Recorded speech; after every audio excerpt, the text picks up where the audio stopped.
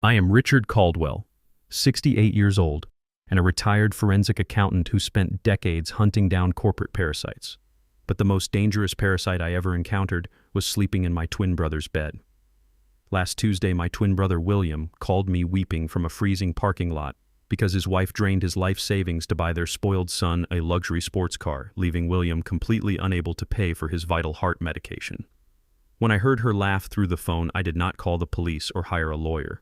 I bought a plane ticket, dyed my hair to match his exact shade of gray, and walked through her front door disguised as the husband she had systematically abused for 30 years. Before I continue this story, let me know where you are watching from in the comments below. Hit like and subscribe if you have ever had to step in and destroy a bully who targeted someone you love. The phone rang at exactly 9 in the evening. The storm outside was violently lashing against the heavy glass windows of my warm, secure home. I picked up the receiver and heard only a ragged, wet breathing on the other end of the line. Then the trembling voice of my twin brother pierced through the static. William sounded like a frightened, abandoned child, not a 68-year-old retired high school teacher.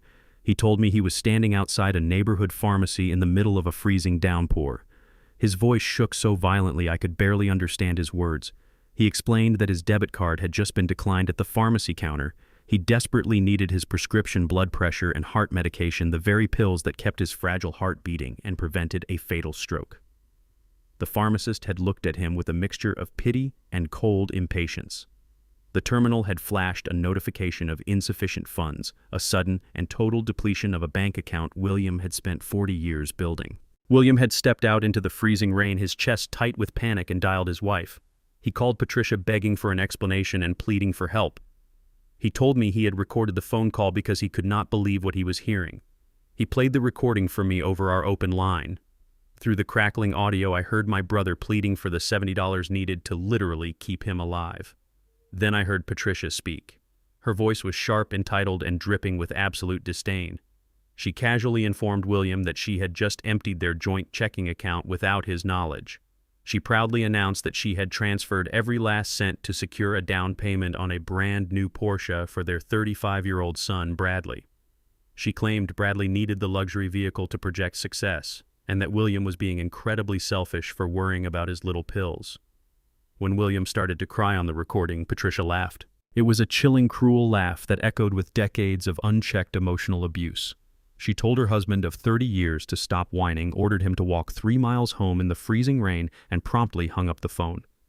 Hearing that laugh ignited a terrifying cold fire deep inside my chest. The sheer audacity of her cruelty severed the final thread of my patience. The image of my twin brother, a man who had dedicated his entire life to educating children and providing for his family, shivering in the dark while his wife celebrated buying a sports car with his stolen money, was a reality I absolutely refused to accept. I immediately took command of the situation. I ordered William to stay exactly where he was under the pharmacy awning. I told him to stop crying and listen to my voice. I opened my laptop and instantly booked a private car service to pick him up from that miserable parking lot. I paid the driver triple his usual rate to ensure he arrived within 5 minutes and instructed him to turn the heater on maximum. As I secured the transport, my mind shifted into the clinical, ruthless gear I had cultivated over my 30-year career. I spent my professional life as a forensic accountant. I dismantled complex embezzlement rings, tracked hidden offshore funds, and destroyed arrogant executives who thought they were clever enough to steal without consequence. I viewed numbers as weapons and financial records as battlefields. William, on the other hand, had always been the gentle soul. He was the brother who rescued stray animals and forgave every insult. When he married Patricia 3 decades ago, I saw the warning signs. I saw her manipulative nature, her constant demands for expensive gifts, and her subtle ways of isolating him from his friends and family. I had tried to warn him, but William was blinded by a desperate desire for a peaceful family life. Over the years, she built a wall around him, cutting off our communication until we only spoke on holidays. But twin brothers share a bond that distance cannot erase. As I booked a first-class flight to his city for the very next morning, I realized that Patricia had made a fatal miscalculation. She had spent 30 years breaking down a gentle high school teacher, completely unaware that his twin brother made a living destroying monsters just like her. I packed my leather briefcase with my most advanced encrypted hard drives, digital recording devices, and a specialized keystroke logger. I was not going to visit my brother to offer a shoulder to cry on.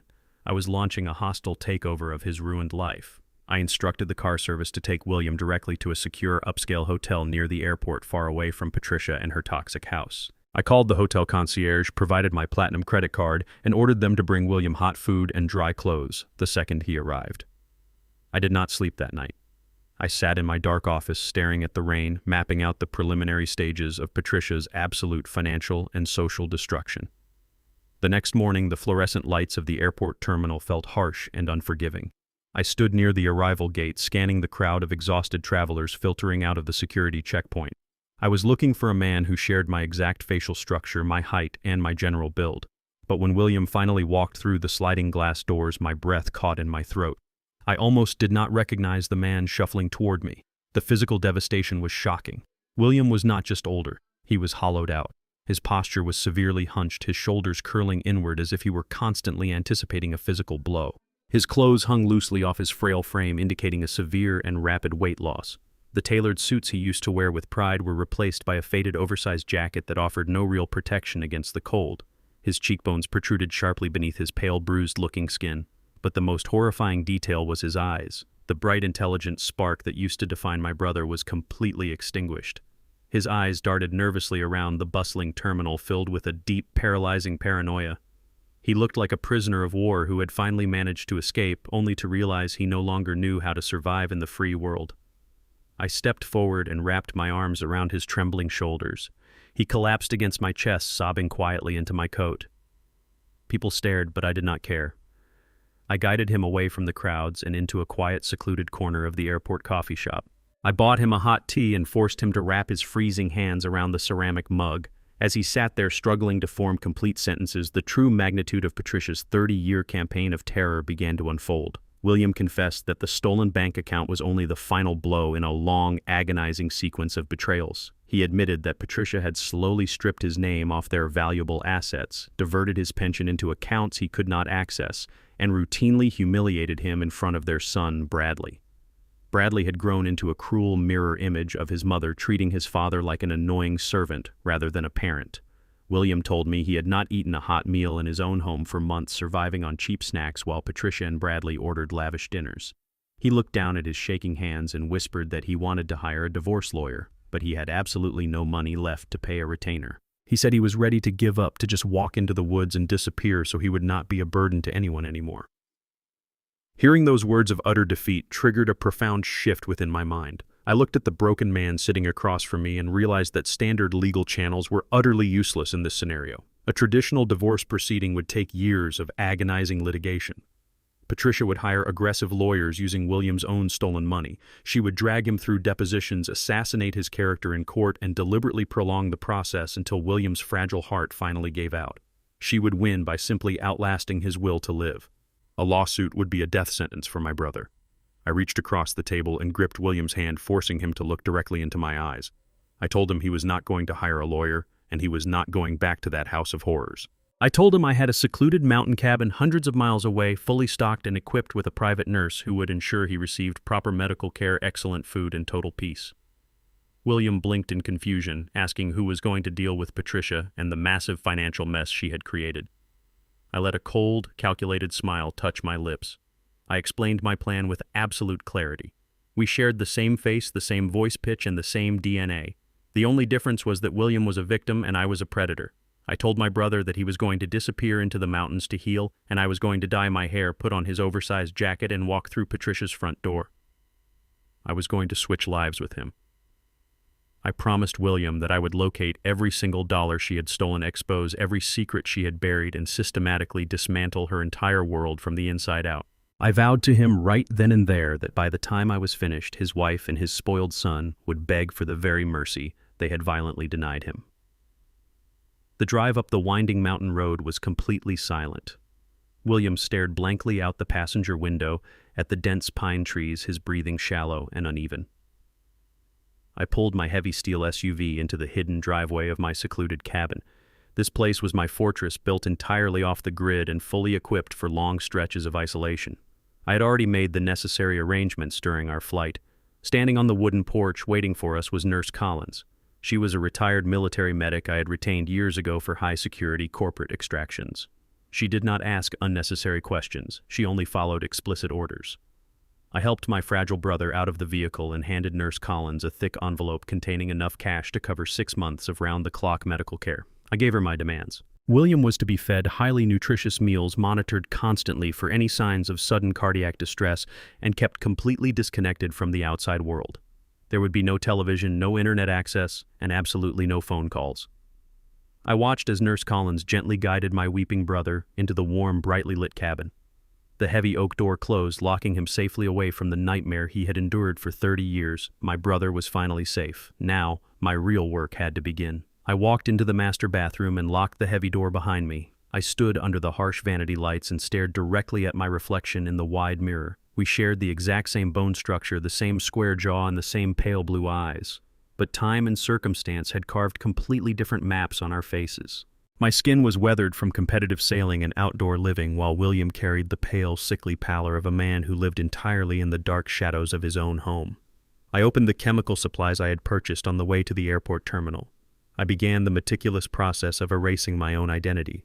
I applied a specialized chemical dye to my thick silver hair, dulling the vibrant shine and matching the exact uneven graying pattern William possessed.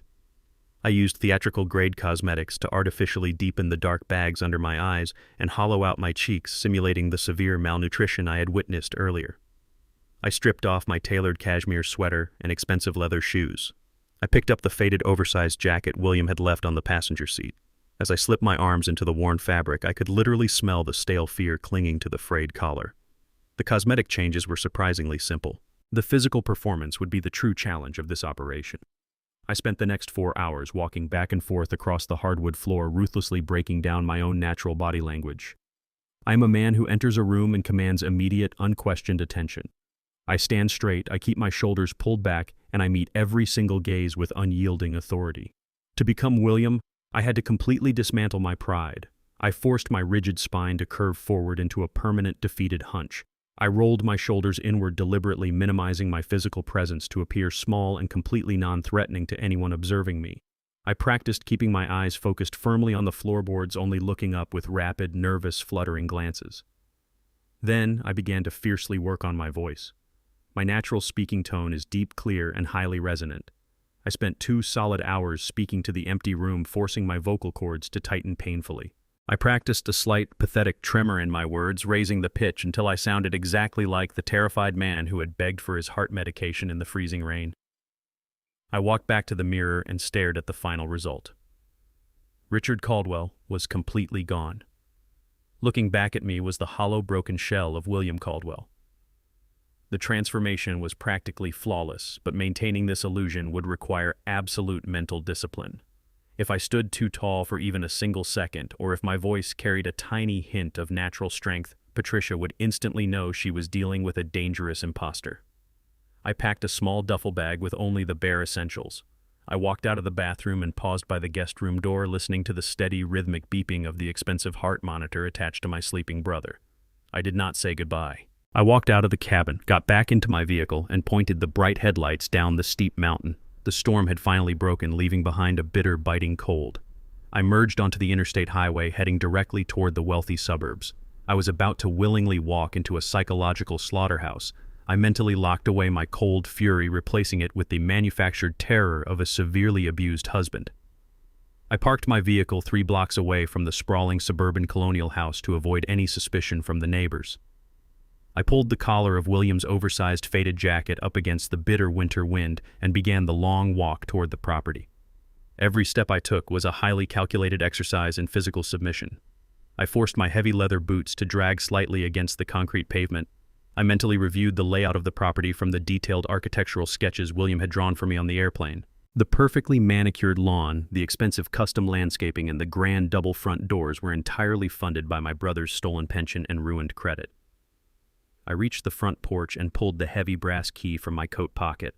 My natural instinct was to grip the cold metal firmly and stride inside, but I forced my fingers to tremble violently.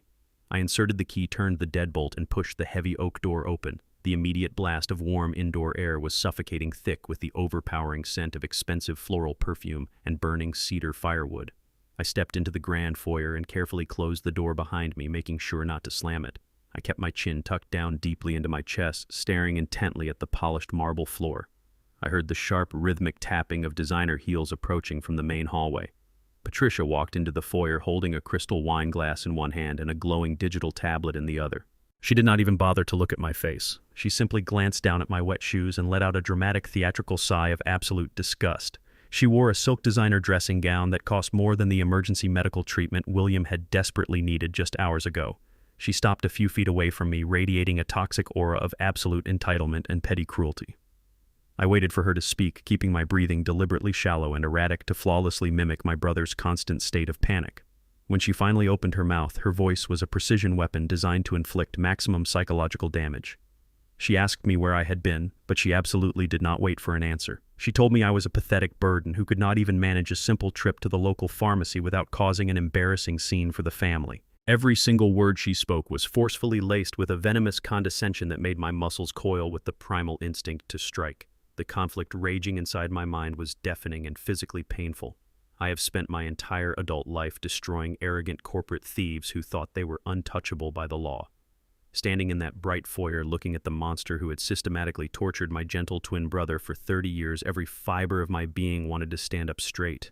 I desperately wanted to drop the frail act, look her dead in the eyes, and tell her exactly who I was and what I was about to do to her comfortable life. But I knew that revealing myself now would instantly ruin the entire covert operation. A swift physical or verbal confrontation would offer a brief moment of immense satisfaction, but it would absolutely not secure the stolen financial assets or put her behind federal bars. I had to swallow my roaring pride and fully embrace the sickening humiliation. I swallowed hard, forcing a pathetic, trembling whimper into my throat, and apologized to her for being late. Hearing my own strong voice sound so incredibly weak and broken made me feel physically ill.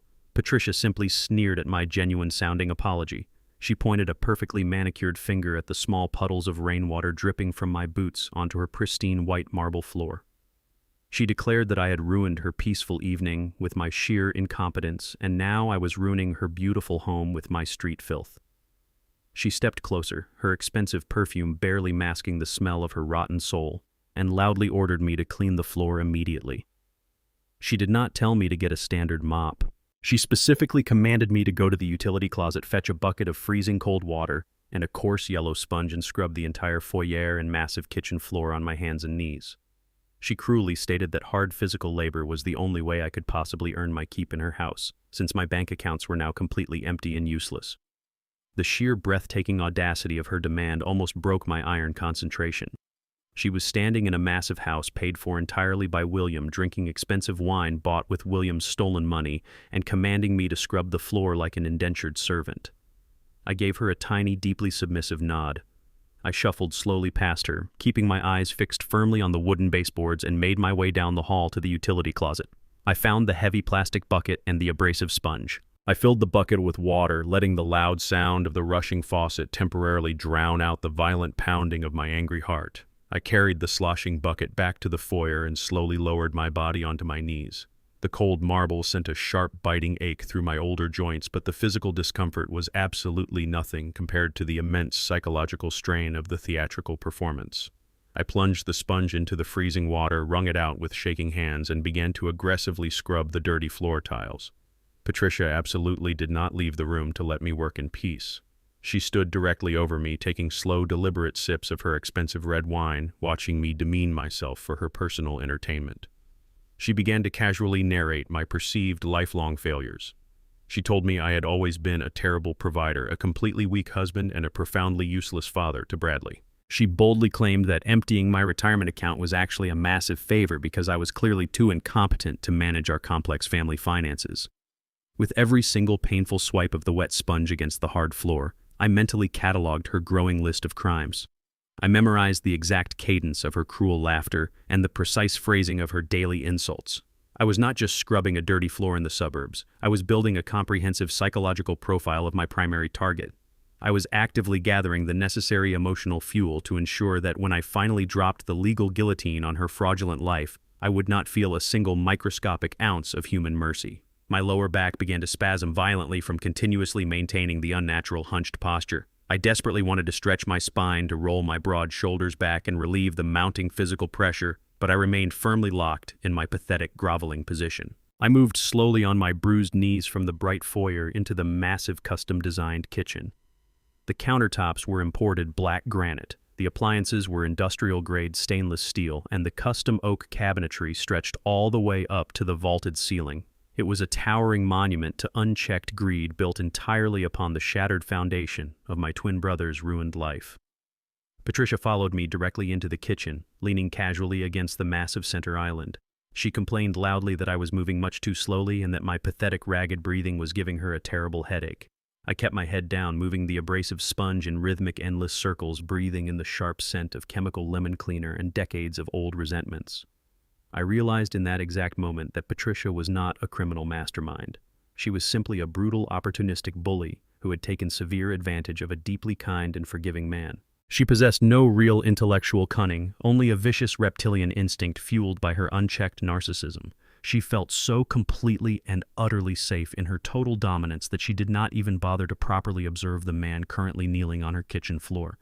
If she had bothered to look closely, she would have clearly noticed that my large hands did not tremble at all as I forcefully squeezed the heavy sponge. She would have seen that my shoulders under the oversized jacket were wide and dense, with thick muscle not wasted away from severe malnutrition and chronic fear. She would have instantly recognized the cold, predatory calculation burning brightly behind my pale blue eyes. But she saw only exactly what she fully expected to see. She saw her helpless, broken victim. I scrubbed my way painfully across the expensive kitchen floor, moving inch by inch closer to the massive oak cabinetry located directly under the center island. I quietly accepted the sharp pain radiating through my knees and the deep burning sensation in my lower back. I silently accepted the bitter humiliation of her cruel, endless words washing over my bowed head. I actively welcomed the extreme degradation because it conclusively confirmed everything I needed to know about the enemy in front of me. The relentless psychological abuse she casually hurled at me was the absolute, undeniable proof that she deeply deserved the complete and utter financial devastation I was meticulously preparing to unleash upon her. I moved my dripping wet sponge purposefully along the bottom base of the heavy kitchen island, pushing my body deep into the dark shadows where her arrogant, dismissive gaze could not possibly follow me, silently and eagerly preparing for the exact next phase of my invisible, impending war. I pushed the heavy sponge deeper into the dark recess beneath the massive oak overhang of the kitchen island. The abrasive chemical cleaner burned my raw knuckles, but I welcomed the sharp sting to keep my mind entirely focused. Patricia finally grew bored of watching my pathetic display. Her digital tablet chimed with an incoming notification, and her cruel attention instantly shifted away from my bowed head. She muttered a final insult about my complete lack of ambition and turned her back and walked toward the formal dining room. The rhythmic tapping of her designer heels slowly faded into the distance. For the first time since I entered this hostile environment, I was completely unobserved. My breathing immediately slowed down. I allowed the fabricated tremor in my hands to completely vanish. My muscles, coiled tight from the extreme physical suppression of my true nature, finally relaxed by a fraction of an inch. I was alone in the enemy territory. My forensic instincts instantly flared to life. 30 years of hunting corporate criminals had trained my eyes and hands to find the subtle anomalies that arrogant thieves always leave behind. Arrogant people believe they are smarter than everyone else, which makes them incredibly predictable. I knew Patricia was hiding the physical proof of her complex financial crimes somewhere in this sprawling house. She was far too controlling to trust a remote storage facility or a secure bank deposit box that she could not monitor daily. The hard evidence had to be close to her at all times. I ran my bare fingers along the intricate wooden trim at the base of the heavy island. I traced the perfectly aligned grout lines of the expensive floor tiles, hidden entirely from the casual observer. The area beneath the counter was deeply shadowed. It was a dead zone designed purely for structural support. Most people would only run a wet mop blindly through this dark space. But I pressed my palm flat against the cold marble and dragged it slowly across the surface, feeling for any microscopic shift in elevation or texture. My fingertips suddenly snagged on a tiny imperfection. It was a hairline fracture in the otherwise flawless grout located in the absolute darkest corner where the heavy oak cabinetry met the floor. I shifted my weight off my bruised knees and leaned closer completely, ignoring the painful spasms shooting up my lower back. I pressed my shoulder against the cabinet door and aimed the small flashlight of my digital watch directly at the floor. The hairline fracture was not a simple mistake made by the wealthy contractors. It was a perfectly straight and deliberate cut, forming a tight square exactly the size of a standard legal document folder. My heart rate remained completely steady, but a cold surge of absolute predatory triumph washed through my veins. I pulled a thin metal pry tool from the hidden seam of my worn jacket. I slipped the edge of the tool into the microscopic gap and applied a gentle, calculated pressure. The square tile did not pop up. Instead, it slid silently to the left on a concealed magnetic track. The heavy marble tile glided away, revealing the dark steel face of a high-security floor safe deeply embedded into the concrete foundation. I stared at the matte black metal and instantly recognized the specific manufacturer. It was a commercial-grade depository safe. It was the exact model favored by paranoid corporate embezzlers who needed to protect physical ledgers and unauthorized bank drafts. This was not a simple lockbox for expensive jewelry or old family heirlooms. This was a subterranean vault designed specifically to hide severe financial felonies. I knew with absolute certainty what rested inside that cold steel box. Patricia would never leave the forged secondary mortgage documents or the routing numbers for her secret offshore accounts in a standard filing cabinet. She kept the absolute blueprint of the financial execution of my brother locked directly beneath the very floor he walked on every single day. The sheer poetic cruelty of placing the safe under the kitchen island where she regularly forced him to grovel and scrub was a testament to her sick psychological dominance. I carefully ran my thumb over the digital keypad resting flush against the steel door. The buttons were completely smooth and wiped clean of any residual fingerprints. I pushed the heavy marble tile back into its original position and watched it lock into place with a soft magnetic click. The seam vanished entirely. I plunged my hands back into the freezing bucket of dirty water and resumed my pathetic hunched posture just as Patricia began walking back down the main hallway. I had successfully located the exact beating heart of her entire criminal operation. But the discovery instantly birthed a massive and terrifying new conflict. I desperately needed the 6-digit combination to that steel vault. I could not use industrial tools to drill the lock because the deafening noise and the physical damage would immediately alert Patricia to my true identity. I could not hire a professional safecracker to enter the house because Patricia rarely left the property and monitored the external security cameras obsessively. And I absolutely could not ask her or her spoiled son for the numbers without instantly blowing my fragile cover and destroying the entire mission.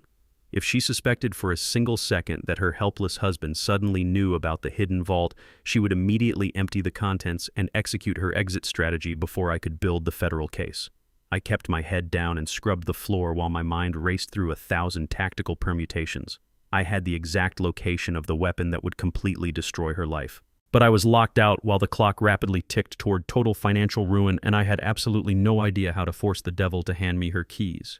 The heavy brass knocker on the front door echoed through the hallway just as I finished wringing out the dirty sponge for the final time. I slowly pushed myself up from the cold marble floor, my joints screaming in protest, and adopted the deeply hunched posture of my broken twin brother. Patricia was already walking past me, completely ignoring my physical presence, her face transformed from a mask of cruel disdain into a beaming smile of maternal devotion. She pulled the heavy door open to welcome her son and his wife. Bradley walked into the foyer carrying himself with the unearned arrogance of a man who had never faced a single genuine consequence in his entire life. He wore a tailored Italian suit that hugged his shoulders perfectly and a gold watch that caught the light of the crystal chandelier. Monica followed closely behind him, wrapped in a designer cashmere coat, clutching a leather handbag that cost more than a reliable used car. They were the absolute picture of modern suburban success, a carefully curated illusion entirely funded by the systematic financial destruction of the man they believed was standing silently in the corner. I kept my chin tucked down, observing them through the gray strands of my dyed hair. Bradley did not greet me. He simply handed his wet overcoat to his mother, stepped right over the damp section of the floor I had just scrubbed, and walked directly into the formal dining room. Monica offered me a brief, disgusted glance, her nose crinkling as if the mere sight of my worn jacket offended her delicate sensibilities.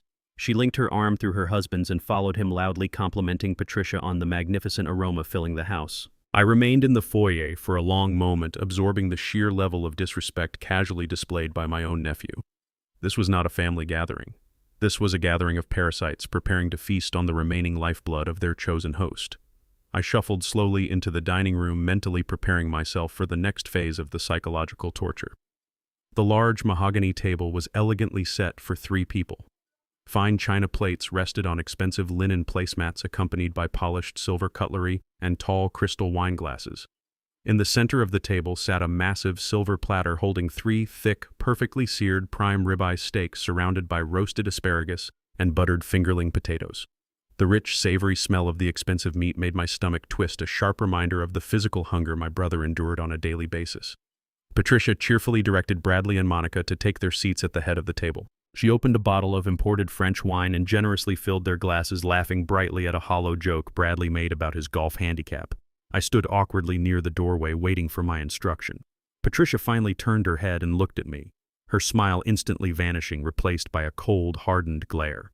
She pointed toward a small, scratched wooden stool tucked away in the darkest corner of the kitchen, far away from the formal dining area. She told me my dinner was waiting for me on the counter. I walked over to the designated spot. Resting on the cold granite surface was a cheap cardboard tray containing a frozen microwave meal. The plastic film was peeled back, revealing a gray, watery block of processed meat and a small scoop of dehydrated mashed potatoes. There was no plate, no silverware, only a flimsy plastic fork resting on a single paper napkin.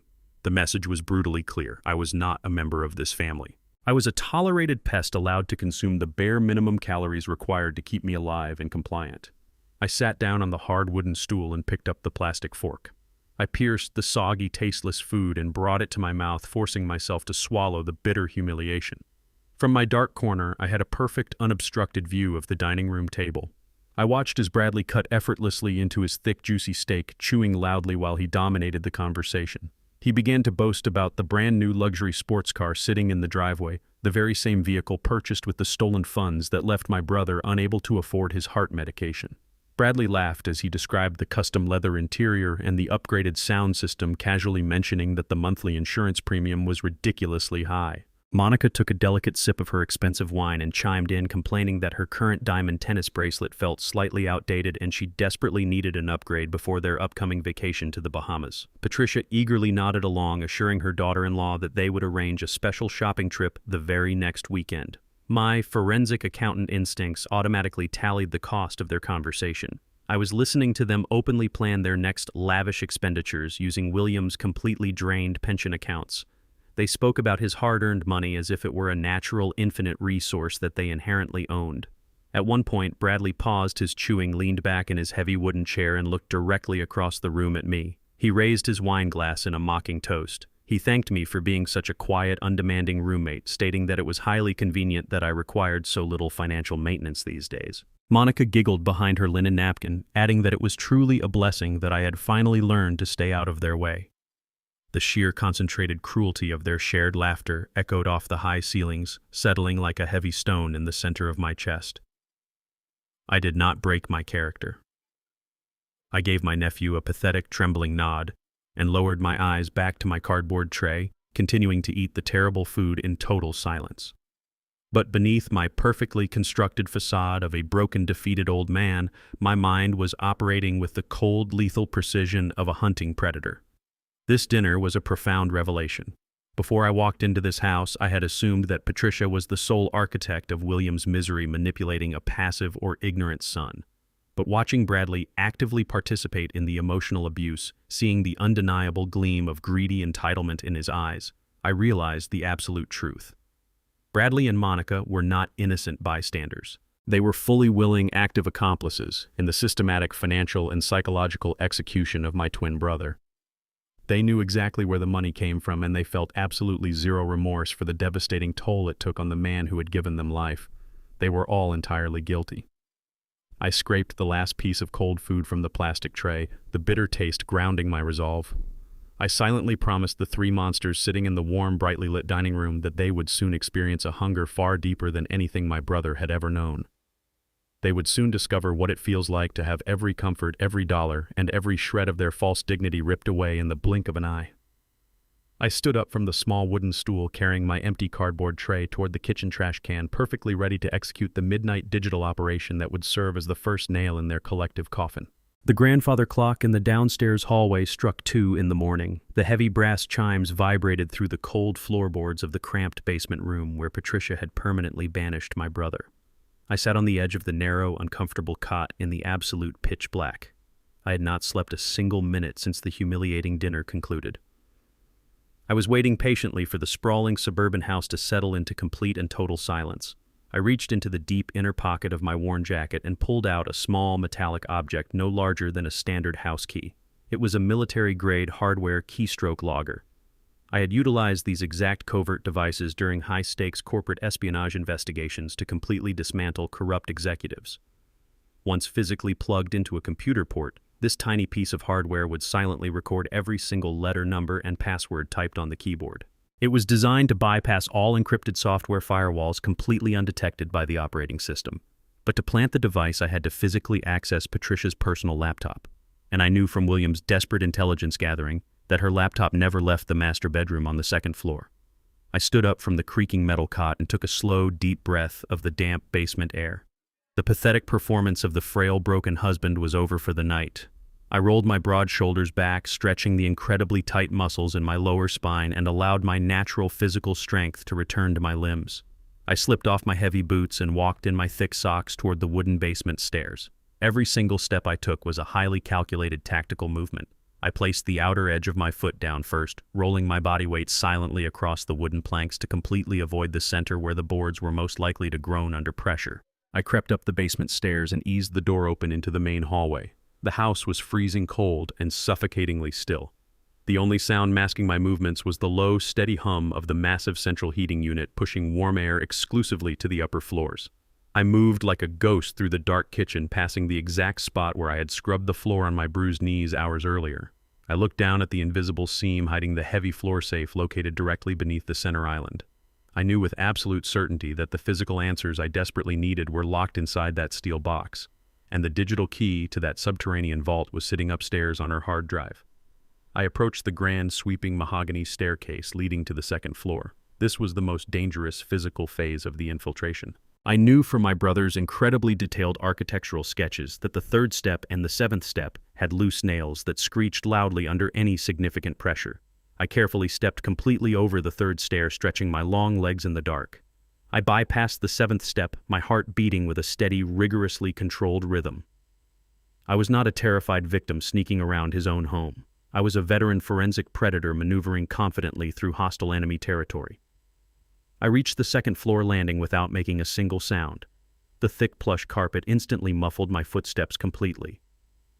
I walked down the long, wide corridor toward the master bedroom. The heavy oak door was closed but not locked.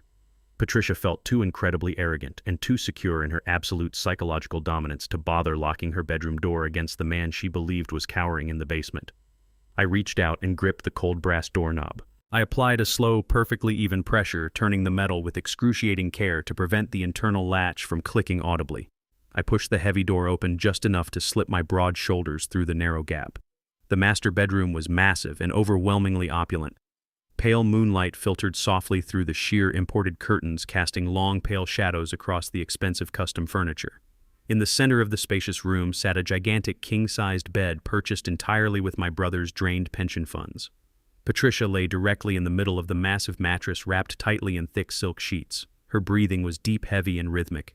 She slept with the profound, undisturbed peace of a wealthy woman who possessed absolutely no human conscience. I stood perfectly still just inside the doorway for 2 full minutes, allowing my eyes to completely adjust to the darkness and synchronizing my own breathing with the deep rise and fall of her chest.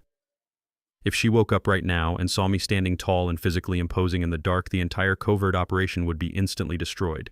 She would scream loudly, the local police would be called immediately, and she would rapidly liquidate the hidden financial assets before I could build my airtight federal case. The physical risk was massive, but the impending reward of absolute justice pushed me forward. I scanned the dark room and quickly spotted my target. Sitting on a sleek glass vanity desk near the large bay windows was her expensive silver laptop. The metallic lid was closed. I moved silently across the plush carpet, placing my feet with agonizing slowness. Every single fiber of my being was hyper-aware of the sleeping monster resting less than 10 feet away from me. I reached the glass desk and gently pulled the keystroke logger from my pocket.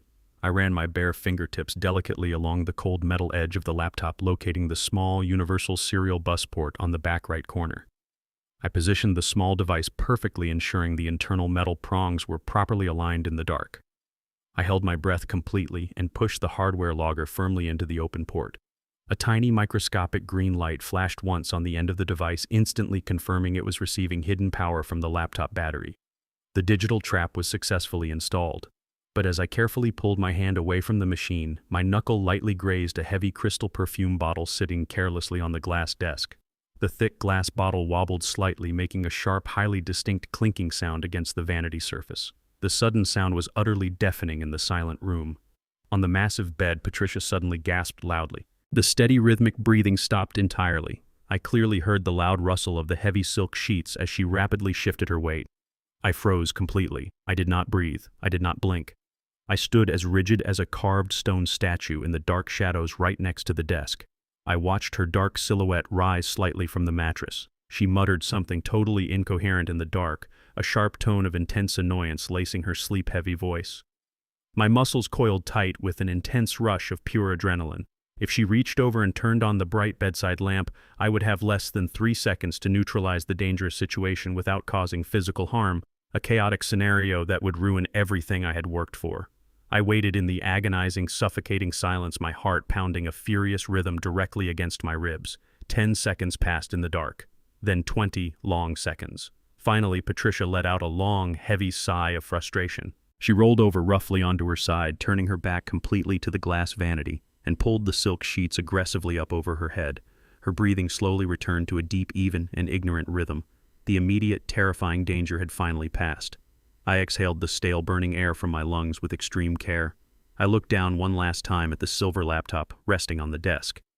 The tiny metallic device was perfectly concealed, acting as a silent digital parasite securely attached to the very center of her fraudulent world. Every single time she logged into her hidden bank accounts, every single time she sent a secret email to her offshore lover, and every single time she typed the 6-digit combination to the heavy floor safe downstairs, I would capture the exact data. The invisible guillotine was now fully armed and waiting for her to pull the lever. I turned away from the desk and began the slow, agonizingly careful retreat out of the master bedroom, mentally preparing myself to descend back into the freezing dark basement and wait for the digital harvest to begin. I descended the wooden stairs into the freezing basement, the suffocating tension of the master bedroom slowly draining from my rigid muscles. The pale, weak rays of early morning sunlight were just beginning to filter through the single dirty window near the ceiling, casting long gray shadows across the concrete floor. I did not waste a single second attempting to sleep. I opened my heavily encrypted leather briefcase and pulled out my modified field laptop, placing it quietly on the narrow metal cot. The hardware device I had successfully planted upstairs on Patricia's computer was equipped with a highly advanced microtransmitter. It was silently broadcasting its harvested digital data directly to my secure local network, bypassing the standard home router completely. I watched the black screen illuminate with endless lines of raw green text. It was a chaotic, rapid stream of every single keystroke Patricia had made since the moment she woke up earlier that week. I typed a rapid, complex sequence of commands running a proprietary sorting algorithm I had personally coded during my decades of dismantling massive corporate fraud rings. The algorithm instantly filtered out her meaningless internet searches for expensive jewelry and her useless social media gossip, isolating the highly specific numerical strings, hidden passwords, and secure web addresses I desperately needed. I sat in the absolute silence of the damp basement, my mind shifting entirely into the cold, ruthless, and analytical state of a forensic hunter. The disorganized numbers began to perfectly align on my screen, forming a dark, highly detailed, and undeniable map of her absolute financial treachery. The first massive anomaly surfaced within 20 minutes of running the diagnostic sweep.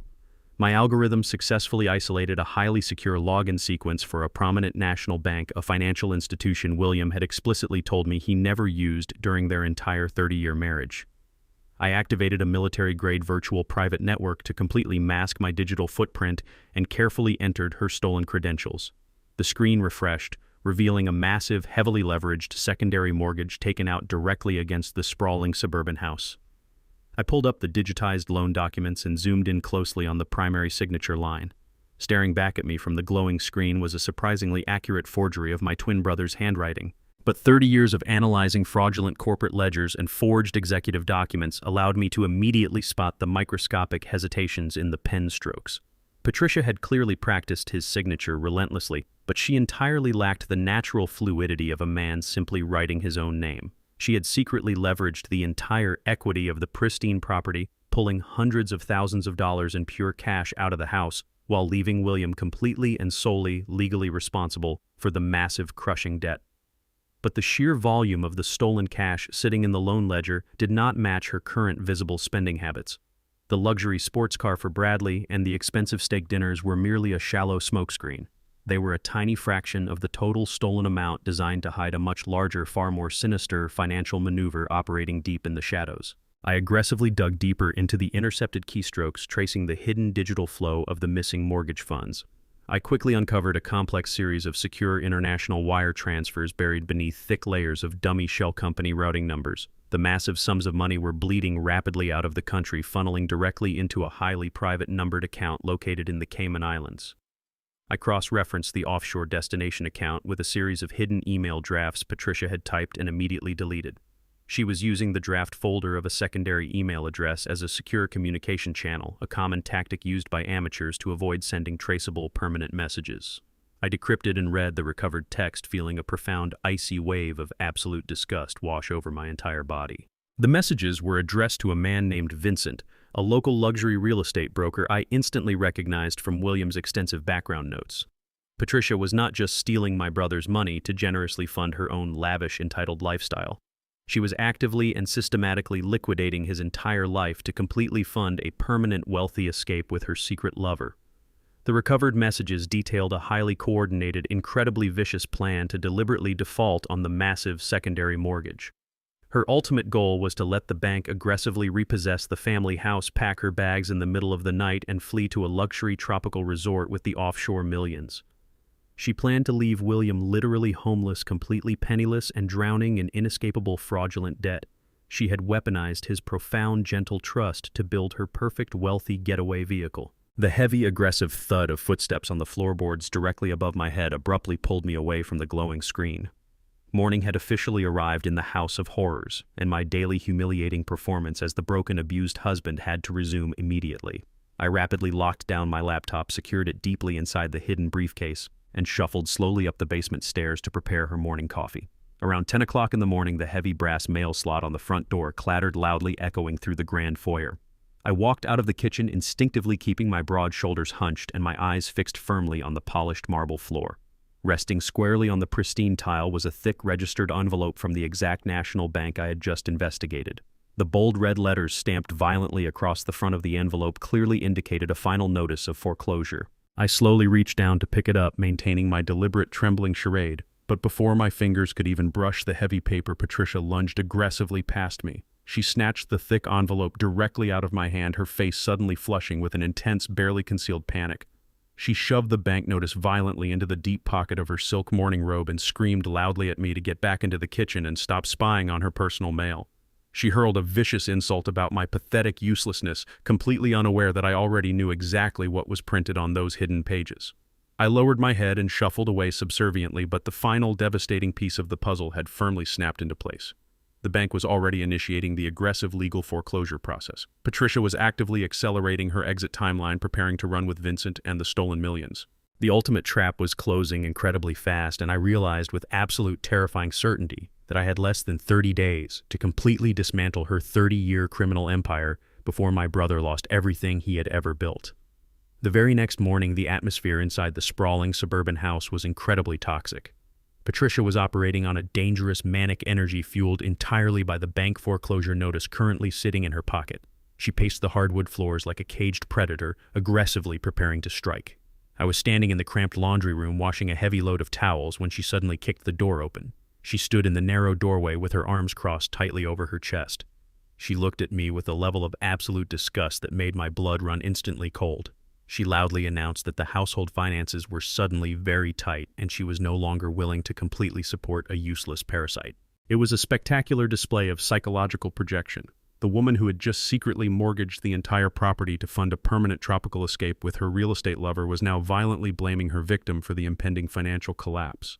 She demanded that I start contributing to the daily expenses immediately. I kept my broad shoulders hunched over the washing machine and asked her in a pathetic, trembling voice who would possibly hire a sick elderly man. A cruel, twisted smile slowly spread across her face. She told me that her brilliant son Bradley had graciously decided to take pity on his pathetic father. She explained that Bradley had recently expanded his new technology consulting startup, and he desperately needed a reliable night janitor to clean the executive offices. She took a deliberate step closer and lowered her voice into a vicious, degrading whisper. She told me I was going to scrub Bradley's toilets and empty his trash cans every single evening just to pay for the cheap, frozen food I consumed under her roof. She framed this ultimate humiliation as an act of profound family charity. My hands shook violently as I gripped the edge of the plastic laundry basket, but my mind was soaring with absolute predatory triumph. I knew from my midnight digital intercepts that Bradley's startup company generated zero actual revenue.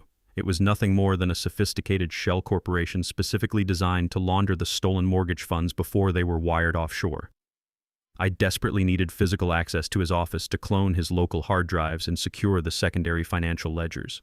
Patricia truly thought she was punishing me. In reality, she was personally handing me the exact tactical advantage I needed to completely destroy her son. I gave her a slow, submissive nod and whispered my pathetic gratitude for the terrible job. Later that afternoon, I stood shivering violently at the corner bus stop. Bradley had driven past me an hour earlier in the gleaming new sports car purchased with my brother's stolen life savings. I rode the crowded city bus for 45 minutes across town to the upscale commercial business park. I walked through the sliding glass doors of the modern office building, keeping my chin tucked firmly against my chest. The massive lobby was a shrine to unearned arrogance.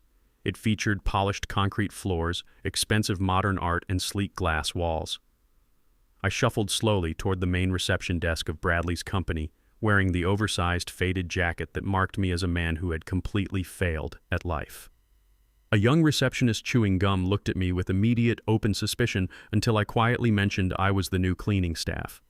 She pointed a manicured finger toward the back hallway without even bothering to make eye contact with me. I found Bradley standing in the center of a large, open-plan workspace surrounded by half a dozen young employees. He was holding a cup of expensive artisan coffee and loudly boasting about a fake client acquisition.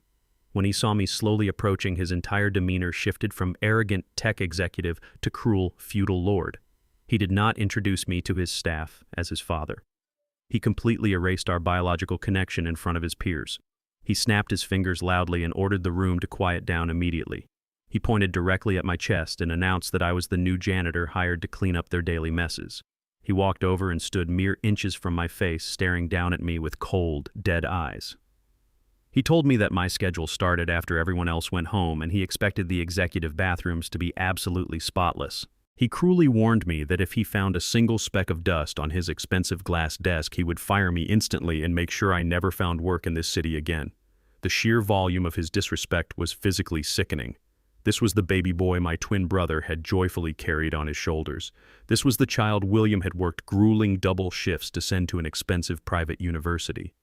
And now this spoiled, arrogant monster was humiliating his father for cheap office entertainment. Bradley reached into his tailored suit pocket and pulled out a heavy steel ring holding a dozen brass keys. He did not hand them to me like a normal human being. He deliberately dropped them onto the polished floor right at my feet. The metal clattered loudly, echoing through the completely silent office. He ordered me to pick them up and get to work. I slowly dropped to my bruised knees and closed my fingers tightly around the cold steel ring. I kept my face hidden from his view, allowing a dark, lethal smile to finally cross my lips. As I stood back up, clutching the master keys to his entire fraudulent kingdom, I realized that Bradley had just made the final, fatal mistake of his miserable life. I now had total, unrestricted access to the nerve center of his criminal operation, and I was going to burn it completely to the ground. The sun finally dipped below the city skyline, casting long, dark shadows through the floor-to-ceiling windows of the corporate office.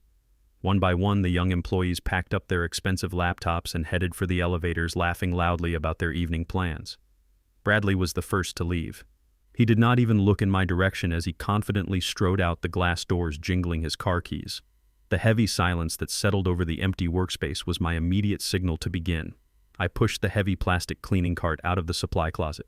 The squeaking wheels echoed loudly in the desolate lobby. I wore thick yellow rubber gloves and carried a plastic bucket filled with harsh industrial bleach. My first assigned task was the executive washroom. I walked into the pristine bathroom and stared at the porcelain fixtures. My twin brother was a man of profound dignity who had spent his entire life enriching the minds of young students. Now his own son expected him to kneel on cold bathroom tiles and scrub away the daily filth of arrogant tech executives. I lowered my body onto my knees, feeling the familiar sharp ache in my lower spine.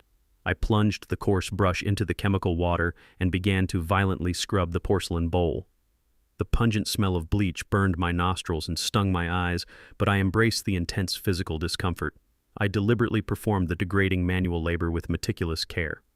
I knew that high-end corporate offices were heavily monitored by security cameras. I needed the recorded footage to show a broken, pathetic old man diligently performing his humiliating duties. I scrubbed the floors, wiped down the expensive mirrors, and emptied the heavy trash cans. I moved systematically through the space, completely masking my true intentions behind the rhythmic motion of a defeated janitor. But as soon as I finished the final bathroom, my entire physical demeanor drastically changed. I peeled off the thick rubber gloves and tossed them onto the cleaning cart. I rolled my broad shoulders back, stretching my aching muscles, and took a deep, steadying breath. I walked out onto the main open-plan workspace. The sprawling office was designed to project an image of massive technological innovation and robust financial success. Sleek white desks were arranged in collaborative clusters. Expensive ergonomic chairs sat empty, waiting for the next day of supposed brilliant work. But as I slowly walked past the workstations, my highly trained forensic eyes immediately noticed the glaring inconsistencies. A legitimate consulting firm handling high-level client accounts generates a massive physical footprint. There should have been whiteboards covered in complex project timelines. There should have been thick client dossiers stacked on the desks and busy printing stations filled with discarded project drafts. Instead, the entire office felt like an incredibly expensive movie set. The desks were completely barren. The few papers I found scattered around were simply generic printed articles about marketing trends and blank employee timesheets. There was absolutely no hard evidence of actual daily commerce occurring in this massive space. I pulled the heavy steel ring of master keys from my deep jacket pocket. Bradley had thrown these keys at my feet to assert his absolute dominance, but he had actually handed me the master pass to his entire criminal enterprise. I walked directly toward the large corner office featuring Bradley's name etched in frosted glass on the door. I slid the brass key into the lock and turned it with a satisfying click. I stepped into his private sanctuary and gently closed the heavy door behind me. The room was aggressively opulent. A massive mahogany desk dominated the space, completely surrounded by expensive leather chairs and imported modern art. I did not waste time marveling at the stolen luxury. I immediately dropped to my knees and began rapidly picking the simple mechanical lock on the bottom drawer of his heavy wooden filing cabinet. The metal latch gave way in less than 10 seconds. I pulled the heavy drawer open and found exactly what I was looking for. It was not a collection of genuine client contracts. It was a perfectly organized series of thick financial ledgers documenting the absolute fraud of his tech startup. I pulled a small digital camera from my inner pocket and began photographing every single page with rapid mechanical precision. The digital shutter was completely silent as I captured the damning evidence. The financial structure was a textbook money laundering operation. It was a scheme so incredibly common and unoriginal that it frankly insulted my professional intelligence. Patricia was taking the massive chunks of cash she had illegally pulled from the forged secondary mortgage on the family home. She was then quietly transferring those stolen funds into the startup business accounts, completely disguised as anonymous venture capital investments and fake consulting fees. These were billed as advanced digital infrastructure development and global market analysis. They were vague, completely unquantifiable services that existed solely on paper. Bradley was essentially charging his own mother thousands of dollars every single week for imaginary digital services. Once the dirty money was officially processed through the corporate payroll and taxed at a minimal corporate rate, it became entirely legitimate clean income. The clean money was then aggressively funneled out of the business accounts through massive executive bonuses paid directly to Bradley and highly suspicious vendor payments sent straight to the offshore accounts in the Cayman Islands. I photographed the wire transfer receipts that perfectly matched the numbered accounts I had discovered on Patricia's laptop the previous night. I found fake invoices billed to shell companies that did not even exist. I documented the fraudulent tax returns where Bradley brazenly claimed massive business losses while simultaneously purchasing luxury sports cars and expensive diamond jewelry for his greedy wife. He was not a brilliant technology entrepreneur. He was merely a glorified bagman for his mother, washing the blood money stolen from his own father. I sat back on my heels on the plush carpet, surrounded by the undeniable physical proof of their collective treason. The sheer scale of the betrayal was staggering. Bradley had gladly participated in the complete financial destruction of the man who raised him simply to avoid getting a real job. He had traded his own father's secure retirement and vital health care for tailored Italian suits and a corner office with his name on the door. He felt absolutely zero remorse for forcing his supposed elderly father to scrub his toilets because in his sick mind he had already entirely discarded William as a useless human being. I carefully placed the financial ledgers back into the drawer in their exact original order. I knew I needed a complete digital clone of his main hard drive to guarantee the federal indictment, but the physical documents provided the exact roadmap I needed. I closed the heavy metal cabinet and locked it securely just as a sudden sound shattered the silence of the empty building. The distinct electronic chime of the front lobby elevator arriving at our floor echoed down the long hallway. Heavy, rapid footsteps began marching aggressively across the polished concrete floor, heading directly toward the executive suite. My heart hammered against my ribs as I realized I was still standing deep inside the private office, far away from my cleaning cart. The trap I had meticulously built was perfect, but I was suddenly the one caught inside it. The heavy oak door to the executive office suddenly swung inward, hitting the wall with a violent crash. Bradley stormed into the room, his face flushed with an angry red heat. He had clearly forgotten something important, and the inconvenience had enraged him. I was standing less than 3 feet away from the locked mahogany filing cabinet, clutching a small plastic trash can I had grabbed in a split second of desperate improvisation. Bradley froze when he saw me standing deep inside his private sanctuary. The residual anger on his face instantly morphed into a dark, paranoid suspicion. He looked at the locked cabinet, then looked directly at my hands. He did not ask me what I was doing. He did not ask for a simple explanation. He lunged across the expensive Persian rug with the sudden, violent speed of an insecure bully. He grabbed the thick fabric of my oversized jacket, twisting the collar tightly around my neck, and violently shoved my entire body backward. My shoulders slammed aggressively against the heavy wooden wall panels. The sudden physical impact knocked the wind completely out of my lungs. The plastic trash can clattered noisily to the floor, spilling empty coffee cups and crumpled papers across the plush carpet. Bradley pressed his forearm hard against my collarbone, pinning me firmly to the wall. He leaned his face incredibly close to mine, his breath smelling strongly of expensive scotch and cheap mints. He spoke in a low, vicious hiss, completely devoid of any human empathy. He demanded to know if I was snooping through his private business files. He accused me of trying to steal his corporate secrets because I was a pathetic, jealous failure who wanted to ruin his massive success. The sheer absolute delusion of his accusations was staggering. He was the one actively washing his mother's stolen money, yet he projected the crime of theft directly onto the very man they were both actively robbing. My internal reaction to his physical assault was instantaneous and violently primal. Every single muscle in my arms and legs coiled with explosive kinetic energy. I am not a frail, retired high school teacher. I have spent decades navigating dangerous situations with desperate corporate criminals. I knew exactly how to shift my weight, grab his extended forearm, snap his elbow joint backward, and drop him screaming to the floor in less than 2 seconds. The overwhelming desire to physically destroy this arrogant monster burned through my veins like liquid fire. My right fist clenched so tightly my fingernails bit deeply into my own palm. I stared directly into his dark, cruel eyes, and for one terrifying microscopic second, the carefully constructed facade of William Caldwell almost completely shattered. But the cold, ruthless logic of my forensic mind instantly overrode my aggressive physical instincts. If I fought back and easily overpowered a man half my age, I would instantly reveal my true identity. Patricia would be notified within minutes. The offshore Cayman accounts would be permanently drained and the family house would be lost to the bank forever. The absolute destruction of their criminal empire was vastly more important than satisfying my immediate bruised pride. I had to swallow the bitter metallic taste of sheer humiliation and completely neutralize his physical aggression using the only weapon William possessed. I had to use weaponized weakness. I instantly released the heavy tension in my shoulders and allowed my body to go completely limp against the wood paneling. I widened my eyes in a display of absolute raw terror. I forced my breathing to become incredibly rapid, shallow, and desperately erratic. I opened my mouth and let out a dry, gasping wheeze, deliberately mimicking the exact symptoms of a severe cardiovascular panic attack. I knew my brother suffered from a very real and very dangerous heart condition, and Bradley was acutely aware of his father's fragile medical history. I clutched my chest with both hands, grabbing handfuls of the worn jacket fabric, and began to slide slowly down the wall toward the floor. I allowed my knees to buckle entirely, collapsing into a pathetic, trembling heap directly at his expensive leather shoes. I squeezed my eyes shut and forced a cold sweat to break out across my forehead, violently shaking my entire frame. I gasped loudly for air, sputtering and choking as if my lungs were entirely failing me. I looked up at him through half-closed eyes, silently begging for medical mercy. The sudden dramatic display of severe medical distress completely disrupted his violent momentum. Bradley instantly took a large step backward, pulling his hands away from my collar, as if he had just touched a burning stove. He was not stepping back out of genuine filial concern or sudden moral regret. He He was stepping back out of a deep selfish fear of legal liability and personal inconvenience.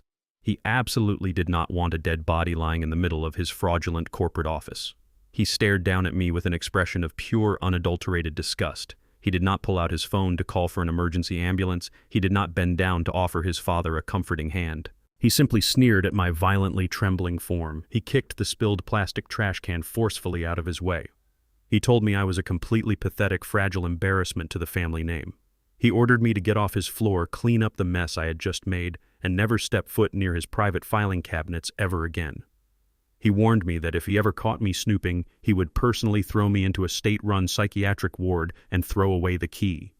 He turned his back on my gasping form, marched aggressively over to his mahogany desk, grabbed a forgotten leather portfolio, and stormed right back out of the office.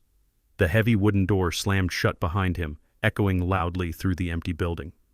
I remained on the floor for 3 full minutes, continuing the ragged breathing just in case he returned. When the absolute silence of the empty office finally settled around me, I stopped shaking. I slowly opened my eyes, dropping the pathetic facade entirely. My breathing returns to a slow, deep, and perfectly controlled rhythm. I pushed myself up from the carpet, dusting off the knees of my worn jacket.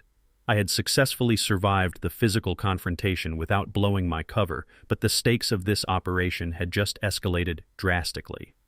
They were not just emotionally abusive thieves. They were physically dangerous. I picked up the plastic trash can and prepared to execute the final digital phase of the night. The absolute destruction of Bradley's life was no longer just a professional obligation. It had become a deeply personal necessity. I carried the plastic trash can back to its proper place beside the heavy mahogany desk. My breathing was completely normal now, but my mind was racing with incredible speed. Bradley had unwittingly given me the perfect cover. His arrogant assumption that I was merely a frail old man having a medical emergency entirely blinded him to the lethal reality of the situation. I stepped behind his large leather executive chair and looked down at the sleek desktop computer powering his fraudulent empire. I reached into the hidden lining of my oversized jacket and extracted a specialized solid-state cloning drive. This military-grade device was specifically engineered to bypass standard corporate firewalls and completely duplicate a massive hard drive in a matter of minutes. I located the hidden data port on the back of his machine and pushed the drive firmly into place. The small screen on my device illuminated with a bright blue light indicating a successful connection.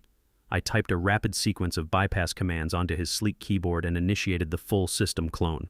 The absolute destruction of his life was now actively downloading into the palm of my hand. The digital progress bar immediately appeared on my small screen, slowly creeping from 0 toward 100%. Every single second that ticked by felt like an agonizing eternity. Bradley was gone, but the modern office building was still patrolled by private security guards making their routine evening rounds. If a guard happened to look through the glass walls of the executive suite and saw the janitor typing aggressively on the primary computer, the entire operation would instantly collapse. I kept my eyes darting between the dark hallway outside the glass door and the slowly filling blue bar.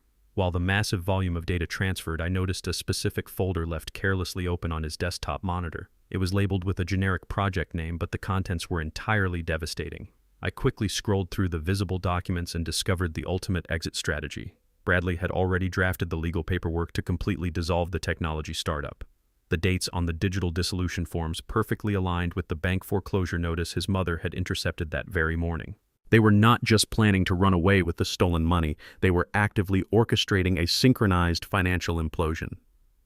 Bradley had forged documents explicitly naming William as the primary financial guarantor for the fake consulting firm. He intended to leave my brother holding the bag for millions of dollars in fraudulent corporate debt on top of the ruined home mortgage. The sheer scale of their collective evil was breathtaking. The blue progress bar finally hit 100%. The small screen flashed a solid bright green, confirming the total extraction of his entire digital life. I had successfully captured every single encrypted email, every fake invoice, and every deleted bank transfer. I quickly pulled the cloning drive from the port and shoved it deeply back into my jacket pocket. I wiped the computer keyboard and the polished desk surface thoroughly with my harsh chemical sponge, ensuring I left absolutely no physical fingerprints behind. I spent the next 20 minutes meticulously finishing my assigned janitorial duties. I emptied every single trash can, I vacuumed the thick Persian rugs, and I polished the glass doors until they were perfectly transparent. I needed the building security cameras to record exactly what Bradley fully expected to see. They needed to capture the undeniable image of a completely broken man diligently performing his humiliating labor long after his arrogant boss had violently assaulted him.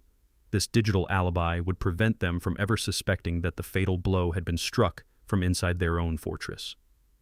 I pushed my heavy plastic cleaning cart out of the executive suite and back toward the main supply closet.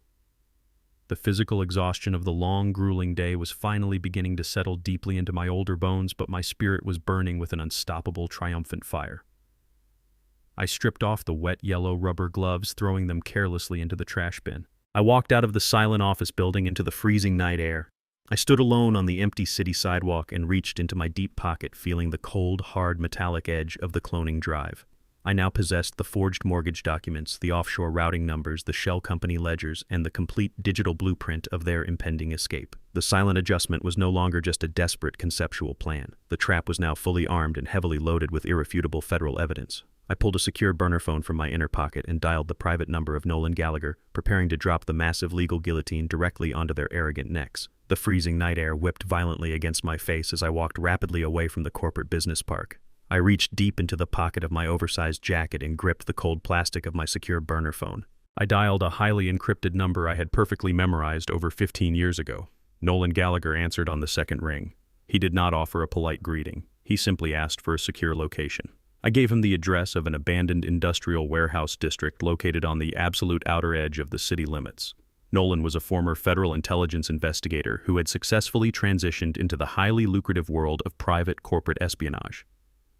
We had spent 2 decades working closely together, completely dismantling corrupt financial executives and destroying massive offshore tax evasion rings. He possessed a brilliant analytical mind like a steel trap and a rigid moral compass entirely aligned with my own ruthless brand of justice.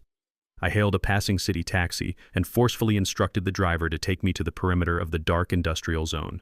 I paid the man in untraceable cash and walked the remaining half-mile through the desolate, cracked streets, making absolutely certain I was not being followed by private security. I approached a heavily rusted metal door situated at the back of a decaying textile warehouse and knocked 3 distinct, heavy times. The heavy steel door immediately swung open, revealing Nolan standing in the dim shadows. He was a tall, highly imposing man with sharp, calculating gray eyes and a stoic demeanor completely devoid of unnecessary human emotion. He took one long, analytical look at my hunched physical posture, the faded, oversized jacket, and the cheap gray hair dye coating my scalp. He did not ask any ridiculous or insulting questions about my pathetic appearance. He simply stepped aside and aggressively locked the heavy deadbolt behind me. The interior of the massive warehouse was a startling contrast to the decaying brick exterior. It was a highly secure, temporary tactical operations center. Banks of powerful high-definition computer monitors glowed brightly against the cold concrete walls, completely surrounded by heavy encrypted data servers and secure satellite communication arrays. I walked slowly over to a long metal folding table and dropped the agonizing physical weight of my false persona completely. I stood up to my full imposing height, rolling my broad, tight shoulders and taking a deep, steadying breath of the stale, dry air. I reached into my worn jacket and pulled out the solid-state cloning drive, the tiny metallic keystroke logger, and the digital camera containing the high-resolution photographs of Bradley's physical ledgers. I laid the electronic devices carefully onto the cold metal table. I looked directly at Nolan and told him I had completely captured the beast inside its own cage. Nolan pulled up a heavy steel chair and immediately went to work without uttering a single word. He carefully connected the cloned hard drive to an isolated computer terminal that was completely disconnected from the vulnerable public internet. He then precisely plugged in the microscopic keystroke logger I had successfully retrieved from Patricia's luxury bedroom. For the next 3 intense hours, we stood shoulder to shoulder in the harsh artificial light of the computer monitors, meticulously synchronizing the raw digital data. This was the exact, precise environment where I felt the absolute most powerful. We were no longer navigating the messy, unpredictable world of emotional domestic abuse. We were actively operating in the cold, hard, unforgiving realm of absolute forensic truth. Nolan ran a highly customized decrypting software program that rapidly unspooled Bradley's secure internal email servers. At the exact same time, I systematically cross-referenced the captured keystroke data, highlighting every single encrypted password and hidden routing number Patricia had blindly typed into her expensive laptop. The perfectly synchronized data rapidly painted a picture of absolute financial depravity that far exceeded even my darkest professional expectations. We watched the glowing screens intently as the distinct scattered pieces of the massive criminal puzzle perfectly interlocked. We easily verified the forged signatures on the secondary mortgage documents and accurately traced the exact chronological moment the National Bank wired the massive sum of cash directly into Patricia's personal checking account. We then flawlessly tracked that exact same stolen money as she aggressively funneled it directly into Bradley's technology startup shell company. Nolan opened the cloned financial ledgers I had photographed inside the locked mahogany cabinet. We laid the digital documents side by side with the physical photographic evidence. The fake consulting invoices perfectly matched the exact massive dollar amounts Patricia was continuously transferring. Bradley was brazenly billing his own mother for entirely fabricated digital services, systematically washing the stolen mortgage money through his corporate payroll to make it appear completely legitimate. But the absolute most devastating discovery occurred when we meticulously followed the newly cleaned money rapidly exiting the startup company accounts. We traced the massive fraudulent executive bonuses and the fake international vendor payments directly to the numbered offshore accounts located in the Cayman Islands. Nolan used his specialized dark web intelligence network to forcefully penetrate the first digital layer of the offshore banking firewall. He absolutely confirmed the secret account was jointly held by Patricia and the local luxury real estate broker named Vincent. The entire elaborate money laundering loop was now flawlessly documented and preserved. We possessed the exact calendar dates, the precise timestamps, and the undeniable digital fingerprints of every single fraudulent financial transaction. They had violently weaponized my twin brother's profound, trusting nature to steal his family home, wash the bloody money through a fake technology company, and hide the massive profits in an untraceable tropical vault. Nolan, who had witnessed the absolute worst behavior of corporate humanity during his long federal career, shook his head in profound, utter disgust. He stated that he had never seen a mother and son operate with such a sickening lack of basic human empathy toward their own flesh and blood. Nolan leaned back heavily in his steel chair and crossed his strong arms over his chest. He looked at the massive, undeniable digital dossier we had just successfully compiled. He stated with absolute clinical certainty that we currently possessed more than enough hard physical evidence to secure multiple devastating federal convictions. This was absolutely not a simple civil dispute over a stolen teacher's pension or a messy suburban divorce. This was a highly coordinated criminal conspiracy to commit massive wire fraud, aggressive bank fraud, and severe federal money laundering. The mandatory federal sentencing guidelines for these highly specific financial crimes carried a minimum requirement of 20 years inside a maximum security federal penitentiary. Bradley would instantly lose his luxurious fake lifestyle, his expensive imported sports car, and his arrogant, unearned freedom. Patricia would completely lose her stolen millions, her secret romantic escape, and her entire comfortable, entitled world. They would be violently stripped of absolutely everything they valued and locked inside cold concrete cages for the rest of their natural lives. I stared coldly at the glowing computer monitors, feeling a profound, deep sense of lethal satisfaction settle into my bones. The pathetic, broken old man they had aggressively forced to scrub their dirty kitchen floor and violently clean their corporate office toilets was currently holding the absolute power of their total permanent destruction in the palm of his hand.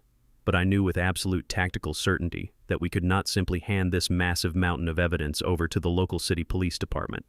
Local municipal authorities moved far too slowly, and Patricia was already actively preparing to flee the country with Vincent.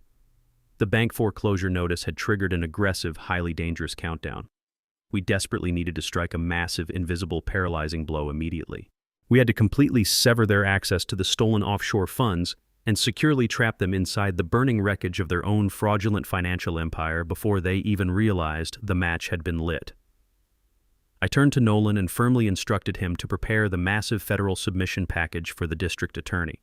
But more importantly, I ordered him to immediately activate his highest-level contacts operating within the Internal Revenue Service.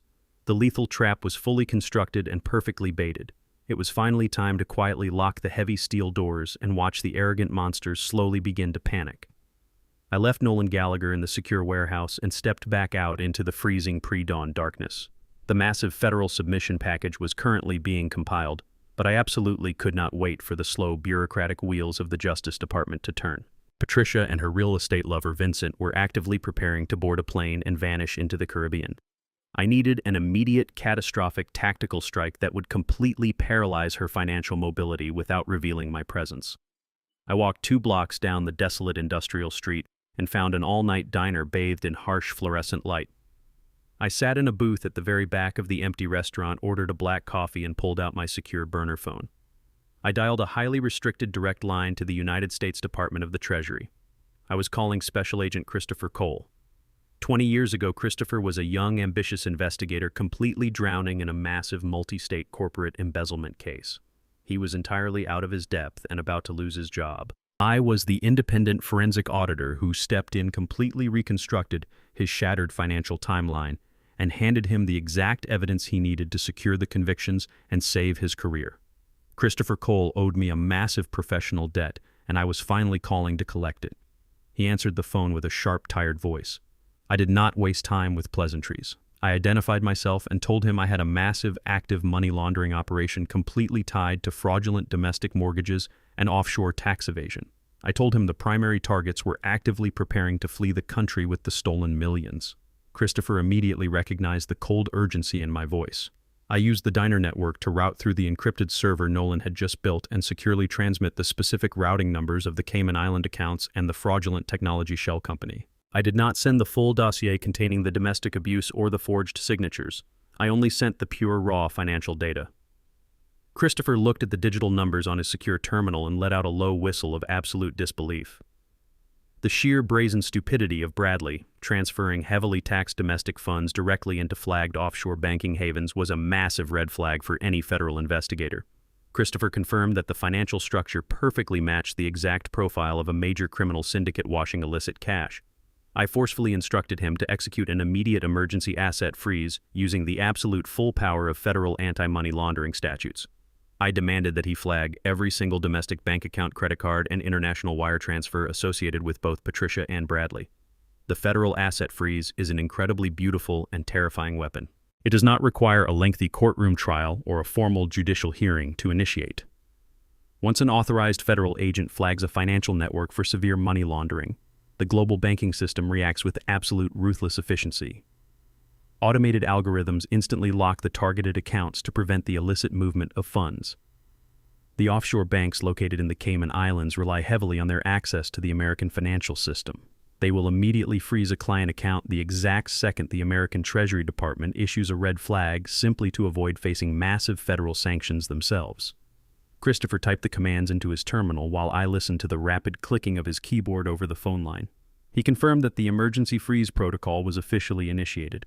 Within the next 4 hours, as the global banking servers slowly synchronized their daily data, every single dollar Patricia had stolen from my twin brother would become entirely inaccessible. She would not be able to withdraw cash transfer funds or even purchase a simple plane ticket. Her entire, carefully constructed, wealthy escape route was now completely blocked by an invisible, impenetrable wall of federal authority. I thanked Christopher for his prompt service, completely destroyed the burner phone by crushing it under my heavy leather boot, and left the diner. I caught a city bus back to the wealthy suburban neighborhood, arriving just as the sun began to slowly rise over the manicured lawns. I stopped at the edge of the property and violently forced myself back into the pathetic physical shell of William Caldwell. I hunched my broad shoulders forward, tucked my chin deeply into my chest, and adopted the slight, terrified tremor in my hands. I unlocked the heavy front door and shuffled quietly into the grand foyer. The sprawling house was completely silent. I walked directly into the kitchen and began preparing the complicated morning coffee exactly the way Patricia demanded it every single day. 10 minutes later, Patricia walked into the kitchen wearing her expensive silk morning robe. She looked incredibly refreshed and entirely self-satisfied. She did not even acknowledge my physical presence as I placed the hot ceramic mug on the black granite counter. She simply picked up her glowing digital tablet and began scrolling through luxury travel websites, completely unaware that she was now looking at vacations she could never afford. She loudly complained about the terrible weather and casually mentioned that she would be spending the entire afternoon shopping at the high-end luxury boutiques downtown. She wanted to purchase a completely new designer wardrobe for her upcoming tropical trip with her lover. I kept my head bowed and my eyes fixed firmly on the floorboards, but a cold, lethal smile spread across my face, hidden entirely in the shadows. I gave her a pathetic, submissive nod and whispered that I hoped she had a wonderful day. She sneered at my broken voice, grabbed her expensive leather handbag, and marched out of the room. The invisible guillotine had been successfully dropped. The heavy steel blade was currently falling silently through the air. All I had to do now was patiently wait in the dark for her to blindly stick her arrogant neck directly onto the chopping block. I spent the entire afternoon meticulously maintaining the absolute illusion of my brother's pathetic existence. I vacuumed the heavy Persian rugs in the living room and polished the antique silverware in the formal dining room. The sprawling suburban house was suffocatingly quiet. I knew the global financial network was actively executing my silent commands, locking the stolen millions behind impenetrable digital walls, but the physical world remained completely still. I was standing at the kitchen sink, slowly washing a ceramic coffee mug when I finally heard the aggressive screech of heavy tires in the driveway. The thick front door did not simply open. It was violently thrown backwards, slamming against the interior wall with a deafening crash that shook the floorboards. Patricia stormed into the grand foyer. She was not carrying a single shopping bag. Her expensive designer sunglasses were pushed aggressively into her perfectly styled hair. Her face was contorted into a hideous mask of absolute feral rage.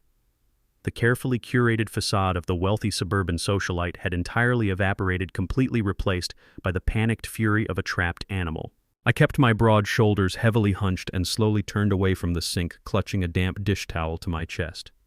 I asked her in a pathetic, trembling voice if she had enjoyed her shopping trip. My completely innocent question acted as a lit match, dropped directly into a massive pool of gasoline. She screamed at me with a terrifying volume that physically rattled the crystal chandelier hanging directly above her head. She shrieked that her platinum credit card had been publicly declined at the most exclusive luxury boutique in the entire city. She had been standing confidently at the checkout counter holding $5,000 worth of imported silk resort wear, while the young cashier loudly informed her that the transaction was permanently flagged for severe fraud. She had aggressively tried 3 different backup credit cards. Every single piece of plastic she pulled from her designer wallet was instantly rejected by the banking system. The store manager had humiliatingly asked her to step aside, while her wealthy socialite friends stood directly behind her in line, whispering viciously behind their manicured hands. Her public humiliation was absolute and entirely devastating. She marched aggressively into the kitchen, her designer heels striking the polished marble floor like angry hammer blows. She completely ignored the wet dish towel in my trembling hands and began tearing through the items on the black granite countertops. She pulled out her glowing digital tablet and furiously tapped the screen, desperately trying to access her private banking applications. I watched the blood completely drain from her flushed face as the bright red error messages flashed repeatedly across the glass surface. Her secret offshore routing numbers were entirely invalid. The massive Cayman Island accounts holding my brother's stolen life savings were digitally locked and completely inaccessible. She pulled out her phone and frantically dialed her real estate lover Vincent, but the call went straight to a generic automated voicemail. The federal asset freeze had cast a massive suffocating net over their entire criminal conspiracy, and she was just now realizing she was trapped tightly inside it. She hurled the expensive digital tablet directly against the custom oak cabinetry. The glass screen shattered violently into 100 jagged pieces, raining down onto the floor. She turned her blinding, furious rage entirely onto me. She violently blamed my pathetic financial history for her current banking errors. She screamed that my ruined credit must have somehow infected her pristine accounts.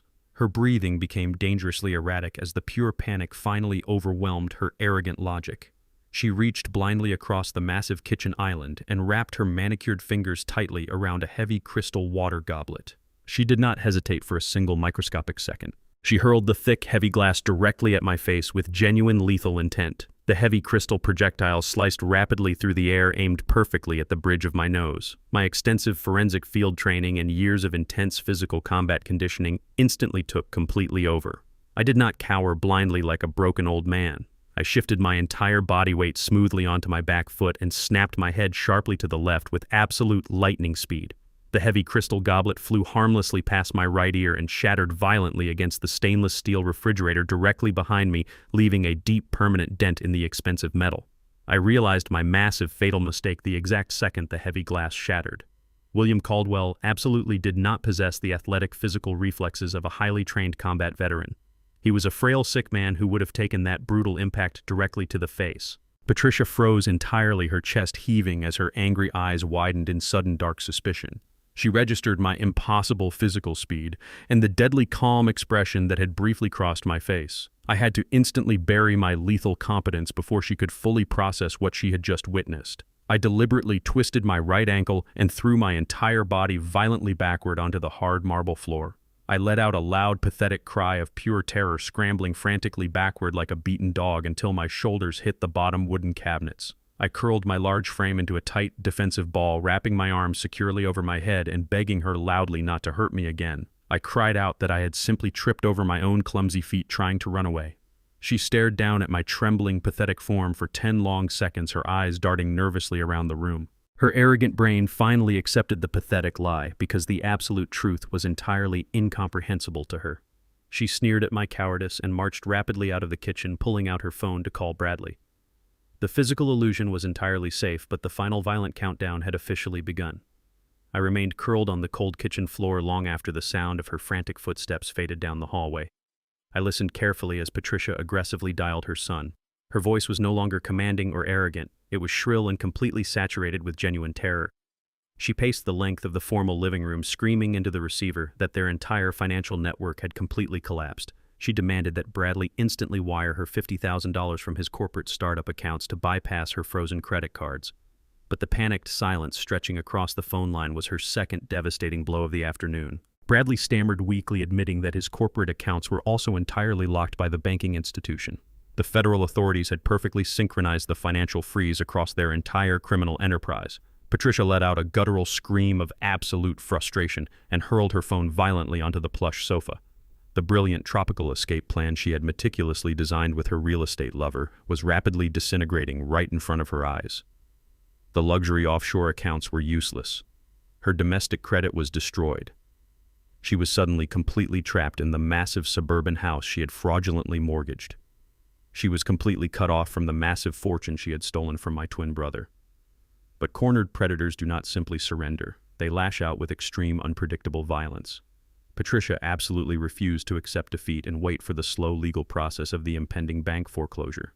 She desperately needed liquid, untraceable cash immediately to flee the country before the authorities knocked on her front door. I slowly pushed myself up from the marble floor and crept silently down the hallway, stopping just outside the living room archway. I watched from the deep shadows as she pulled a secondary burner phone from her designer handbag. She did not call a reputable real estate agent. She frantically dialed a number she had ripped from a cheap predatory billboard on the highway. She was calling a notorious cash buyer known for exploiting desperate homeowners facing imminent bankruptcy. These shadowy investors bought properties for a fraction of their actual market value, offering immediate physical cash and completely bypassing standard legal inspections. They did not care about hidden mortgage fraud. They only cared about securing a massive profit margin. Patricia practically begged the man to purchase the estate immediately. She offered to sell him the beautiful custom-built home for less than half of its appraised value simply to secure the cash before the federal freeze expanded further. She boldly promised the skeptical buyer a massive financial discount if he could finalize the entire transaction within 24 hours. The predatory investor eagerly sensed her overwhelming desperation and agreed to the aggressive timeline. Patricia loudly confirmed the final details. The buyer would arrive at the house the very next evening at exactly 7 o'clock. He would bring a certified cashier check and the binding legal documents required to transfer the complete property title. Patricia confidently assured him that her husband would be completely cooperative and willing to sign away his entire legal ownership. She hung up the burner phone and let out a manic, breathless laugh. I knew exactly what she was planning. She had absolutely no intention of letting me read those legal documents. She was going to forge my brother's signature on a comprehensive power of attorney form just like she had done with the secondary mortgage. She intended to sell the house right out from under me, hand the cash directly to her lover, and completely vanish into the night, leaving me physically locked inside a home I no longer owned. The timeline of my forensic operation had just violently collapsed. I no longer had 30 days to slowly build the federal case and cleanly execute the silent adjustment. The absolute final confrontation was now forcefully scheduled for the very next evening. Patricia thought she was cleverly engineering her ultimate escape, but she was actually building the perfect stage for her own public execution. She was inviting a predatory buyer directly into the house while her guilty son and his greedy wife were also scheduled to attend another lavish family dinner.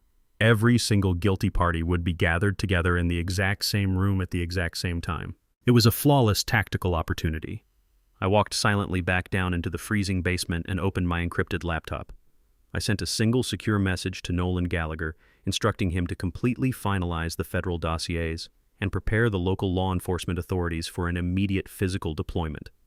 The lethal trap was fully loaded, and the arrogant prey was eagerly marching right toward the absolute center. I closed the heavy computer monitor and smiled coldly in the dark, completely ready to end her 30-year reign of terrifying abuse. Exactly at 7 o'clock, the heavy brass doorbell chimed, echoing through the grand foyer.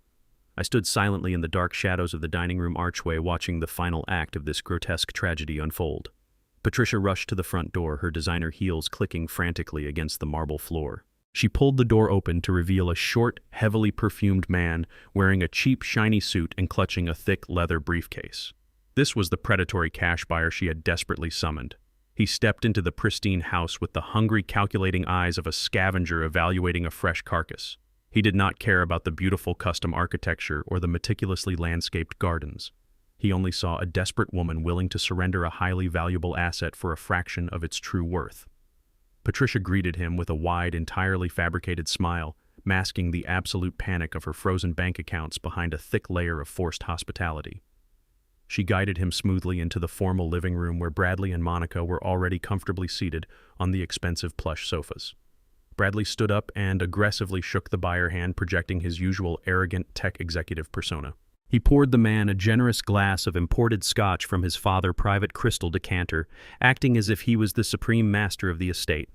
Monica sat with her legs elegantly crossed, slowly sipping her wine and offering the slick investor a polite, greedy smile.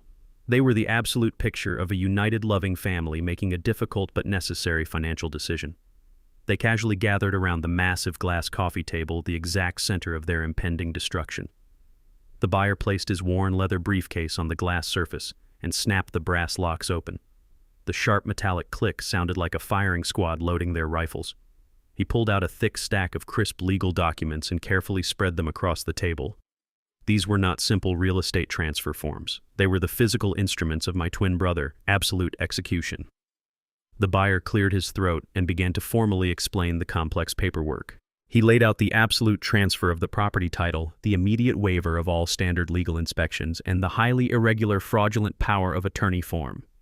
Patricia had boldly claimed that William was completely mentally incapacitated and entirely unable to manage his own legal affairs. She had successfully forged his signature on this massive document, granting herself total unrestricted authority to liquidate his final remaining asset. The buyer ran his thick fingers over the forged signature. He was a professional bottom feeder who absolutely recognized a highly suspicious transaction when he saw one. But the massive discount Patricia had frantically offered him was simply too lucrative to pass up. He chose to look completely the other way, happily ignoring the glaring legal red flags in exchange for a massive instant profit. He reached into his inner jacket pocket and pulled out a certified bank cashier check. He placed it deliberately in the exact center of the glass table. It was a staggering sum of liquid, untraceable cash. It was the exact financial fuel Patricia desperately needed to bypass the Federal Asset Freeze Board, an international flight, and completely vanish into the Caribbean with her secret lover. I watched from the dark hallway as the three monsters stared hungrily at the small piece of paper. Bradley licked his lips greedily, already calculating his massive unearned percentage. Monica leaned forward, her eyes shining with pure materialistic lust, entirely ready to spend blood money on more useless diamond jewelry. Patricia let out a long, shaky breath of absolute, profound relief. She truly believed she had successfully outsmarted the global banking system and completely secured her wealthy escape. She reached out with a perfectly manicured hand and picked up a heavy gold fountain pen resting beside the documents. She did not show a single microscopic ounce of human hesitation. She did not express a single moment of quiet remorse for the gentle, loyal husband she was currently rendering permanently homeless. She positioned the sharp gold nib of the pen directly over the thick signature line on the final transfer deed. She was entirely ready to sign her own name, legally validating the massive fraud and entirely erasing William Caldwell from the very home he had spent 30 years paying for. The suffocating tension in the room was incredibly thick, heavy with the toxic weight of their collective betrayal. They were all completely focused on the flowing dark ink, eagerly anticipating the massive influx of cash. They felt absolutely invincible, sitting in their warm, brightly lit living room, completely unaware that the dark shadows in the hallway were finally about to violently step forward. The flawless legal trap was now perfectly set right in front of them, waiting for the absolute final strike. The heavy gold fountain pen hovered mere millimeters above the thick signature line. I stepped out of the dark hallway and into the bright light of the formal living room. I did not shuffle my feet. I did not drag my heavy leather boots across the expensive Persian rug. I took long, deliberate strides that echoed with absolute authority. As I crossed the threshold, I completely abandoned the pathetic physical shell I had inhabited for the past torturous week. I rolled my broad shoulders backward, feeling my spine straighten and lock into its natural, rigid alignment. The agonizing ache in my lower back instantly vanished, completely replaced by a massive surge of pure kinetic energy. I raised my chin and stared directly at the 4 people gathered around the glass coffee table. I grew 3 inches taller in a matter of seconds, completely shedding the manufactured frailty of the abused husband. The predatory cash buyer was the very first person to notice my sudden towering presence. He looked up from the fraudulent documents and his oily smile instantly evaporated. He instinctively pulled his hands away from the certified bank check, sensing an immediate and overwhelming physical threat entering the space.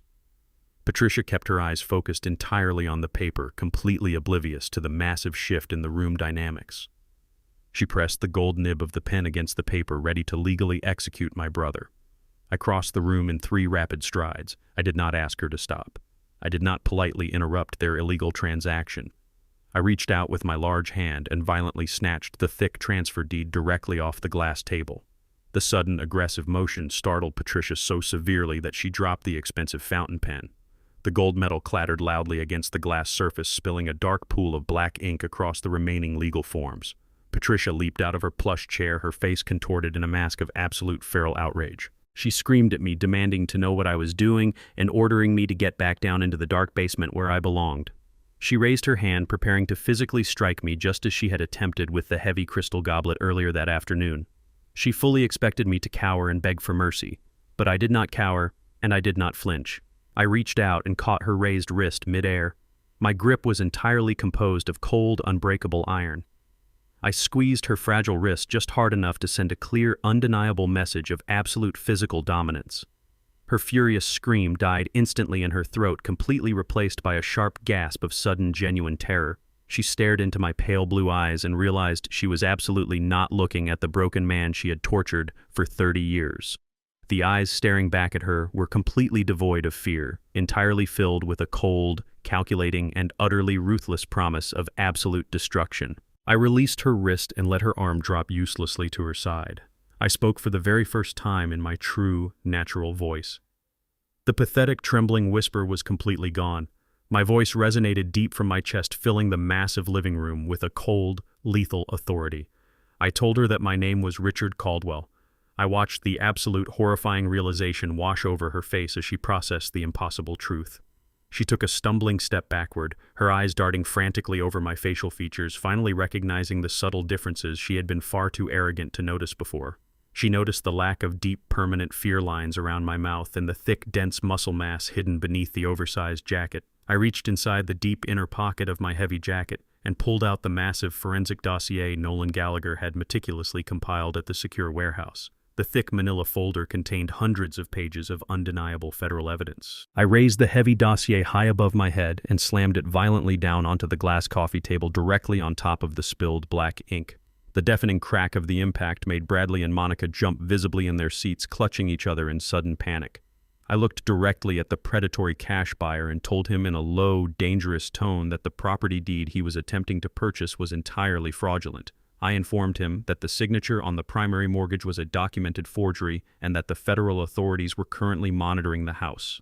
The cheap investor turned completely pale, grabbed his empty leather briefcase, and scrambled frantically toward the front door, abandoning the certified check entirely. He threw the heavy front door open and sprinted into the freezing night, completely desperate to escape the massive legal explosion that was currently detonating inside the house. I turned my attention back to Patricia, who was currently trembling violently against the armrest of the sofa. I did not give her a single second to formulate a new lie or attempt a desperate denial. I systematically dismantled her entire criminal existence using the cold, hard facts I had extracted from her own laptop. I told her about the microscopic keystroke logger I had successfully planted on her silver computer while she slept soundly in the master bedroom, completely unaware that her worst nightmare was standing directly beside her bed. I recited the exact 6-digit combination to the heavy floor safe hidden beneath her kitchen island. I watched her perfectly styled hair tremble as I casually mentioned her real estate lover Vincent, and the highly detailed tropical escape plan they had foolishly coordinated through unencrypted draft emails. The color entirely drained from her face, leaving her looking pale and suddenly incredibly old.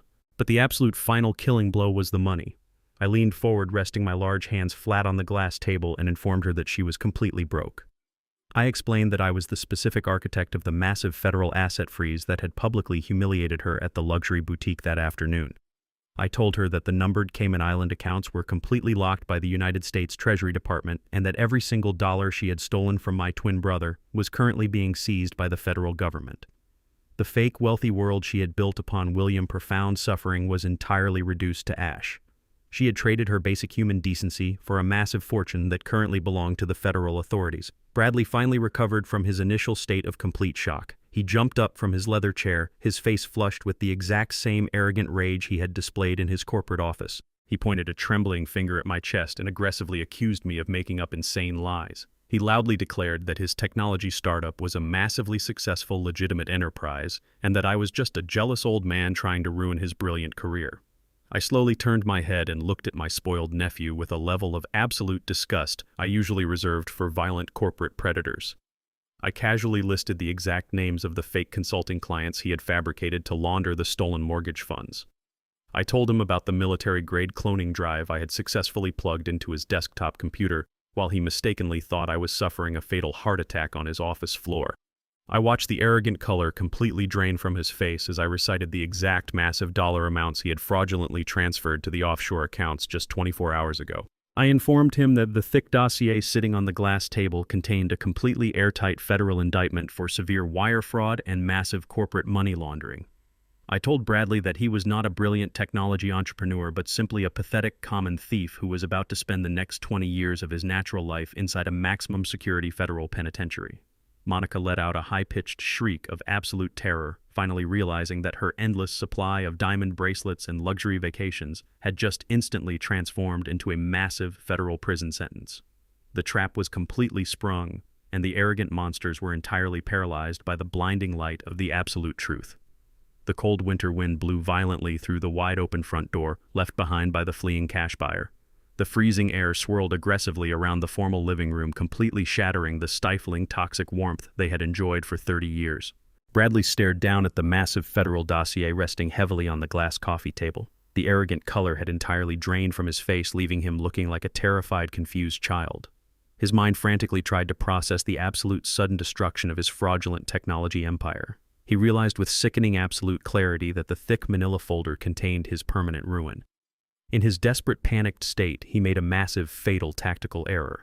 He actually believed that destroying the physical paper documents would somehow erase the massive digital evidence currently sitting safely on federal treasury servers. His fear instantly mutated into a blind, violent rage. He let out a primal, furious scream and lunged aggressively across the glass coffee table, directly toward me. He did not attack me with any trained martial skill or calculated discipline. He charged at me with the reckless, flailing violence of a spoiled, entitled bully who had never lost a physical fight in his entire, privileged life. He reached out with both hands, his fingers curled into tight claws, desperately trying to grab my throat and tackle my larger frame to the floor. But I was absolutely not the fragile, sick twin brother he was entirely accustomed to abusing. I did not retreat a single inch. I planted my heavy leather boots firmly onto the expensive Persian rug, establishing a completely immovable physical base. As his hands shot forward, I swiftly sidestepped his clumsy attack, entirely utilizing his own aggressive forward momentum directly against him. I reached out and grabbed his right wrist with my left hand, clamping down with bone-crushing force. I simultaneously drove my right forearm violently into the back of his tricep, forcibly bending his arm into a highly unnatural, agonizing angle. I pivoted my hips sharply and executed a flawless mechanical joint lock. I used my entire upper body weight to drive him violently downward. I forced his face directly into the polished marble floor. The heavy impact of his skull hitting the cold stone echoed loudly through the grand foyer. I immediately dropped my weight and pressed my heavy knee firmly against the center of his spine, pinning him completely to the ground while maintaining the agonizing upward pressure on his twisted shoulder joint. Bradley let out a pathetic, high-pitched wail of pure physical agony. He thrashed his legs wildly against the floorboards, desperately trying to escape, but he was completely helpless against the calculated mechanical restraint. I leaned my face down close to his ear and told him in a cold, dead voice to stop moving immediately, or I would permanently shatter his collarbone. He instantly froze, his chest heaving with terrified, ragged breaths, entirely subdued by a man twice his age. He finally realized he possessed absolutely no real power in the actual physical world. Patricia witnessed the absolute physical defeat of her golden child, and her entire psychological reality permanently snapped. The wealthy suburban socialite completely vanished. She dropped heavily onto her knees right beside the glass coffee table, her expensive silk dressing gown pooling carelessly around her on the floor. She stared at the dark black ink completely staining the fraudulent property deed and began to sob uncontrollably. Her entire body shook with massive violent tremors. She crawled across the expensive rug toward my heavy boots, raising her perfectly manicured hands in a pathetic gesture of absolute total surrender. She loudly begged me for legal forgiveness, weeping that she had made a terrible, catastrophic mistake and promising to return every single stolen dollar. She pleaded with me to tear up the federal dossier and simply let them quietly leave the country tonight. I looked down at her tear-stained face, feeling absolutely zero human pity. I kept my knee firmly pressed into her sun back and asked her a simple question.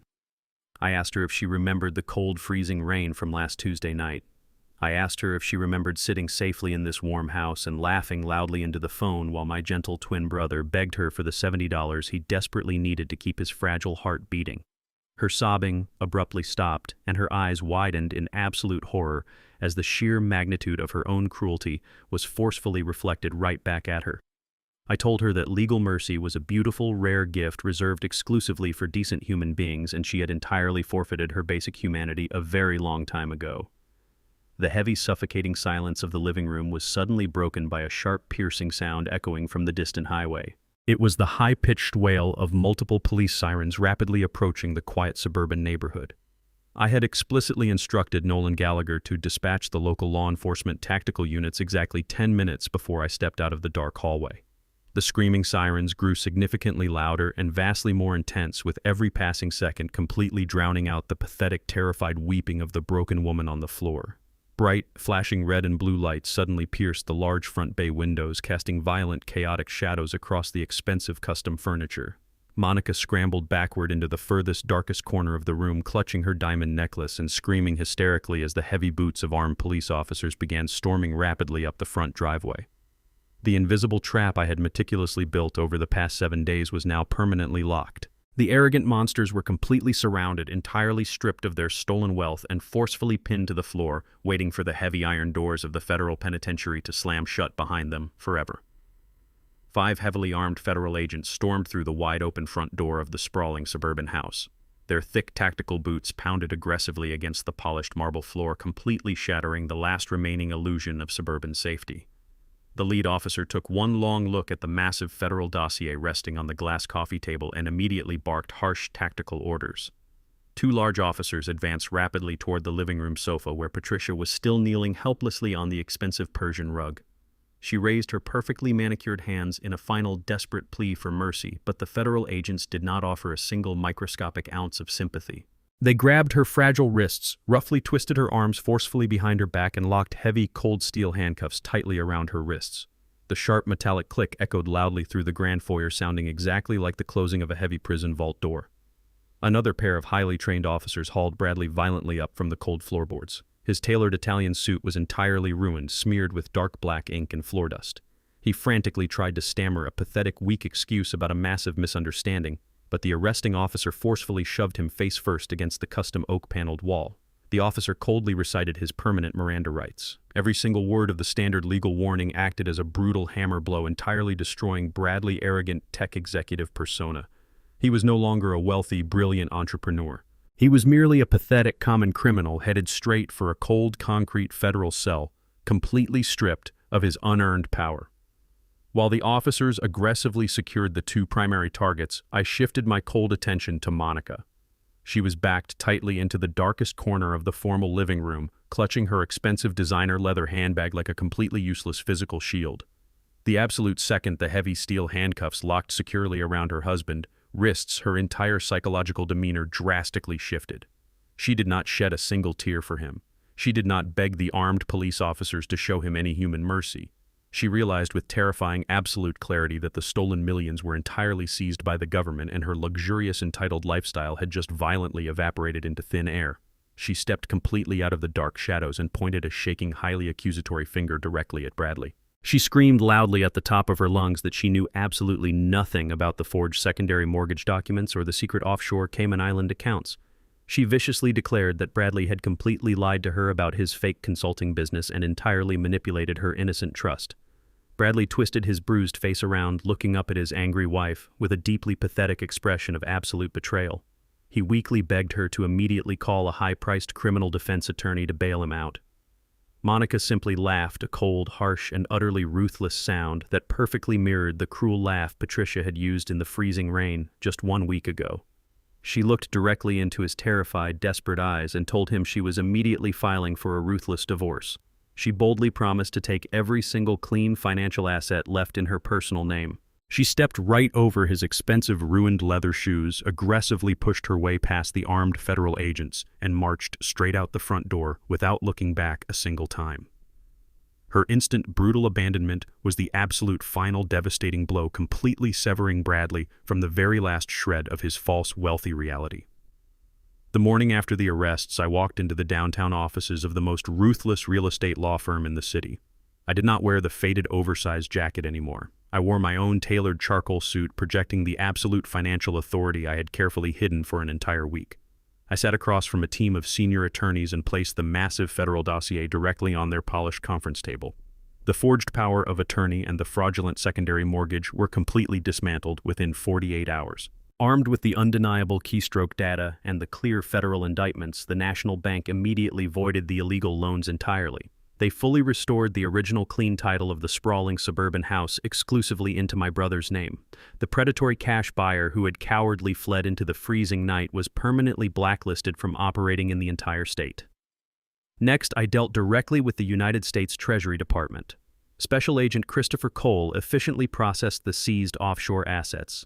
The millions of dollars Patricia had desperately tried to launder through the fake technology startup were meticulously untangled from the numbered Cayman Island accounts.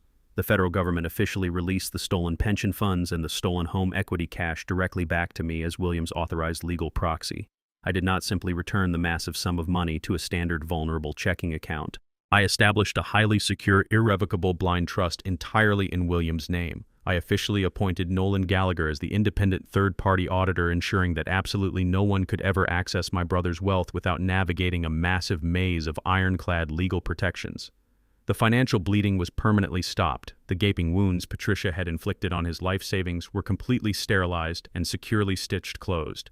Every single dollar she had arrogantly spent on luxury sports cars and expensive designer jewelry was forcefully liquidated by the state to fully reimburse the new trust. The absolute restoration of order was a cold, deeply satisfying administrative process. I spent 3 full days aggressively cleaning the infected financial slate.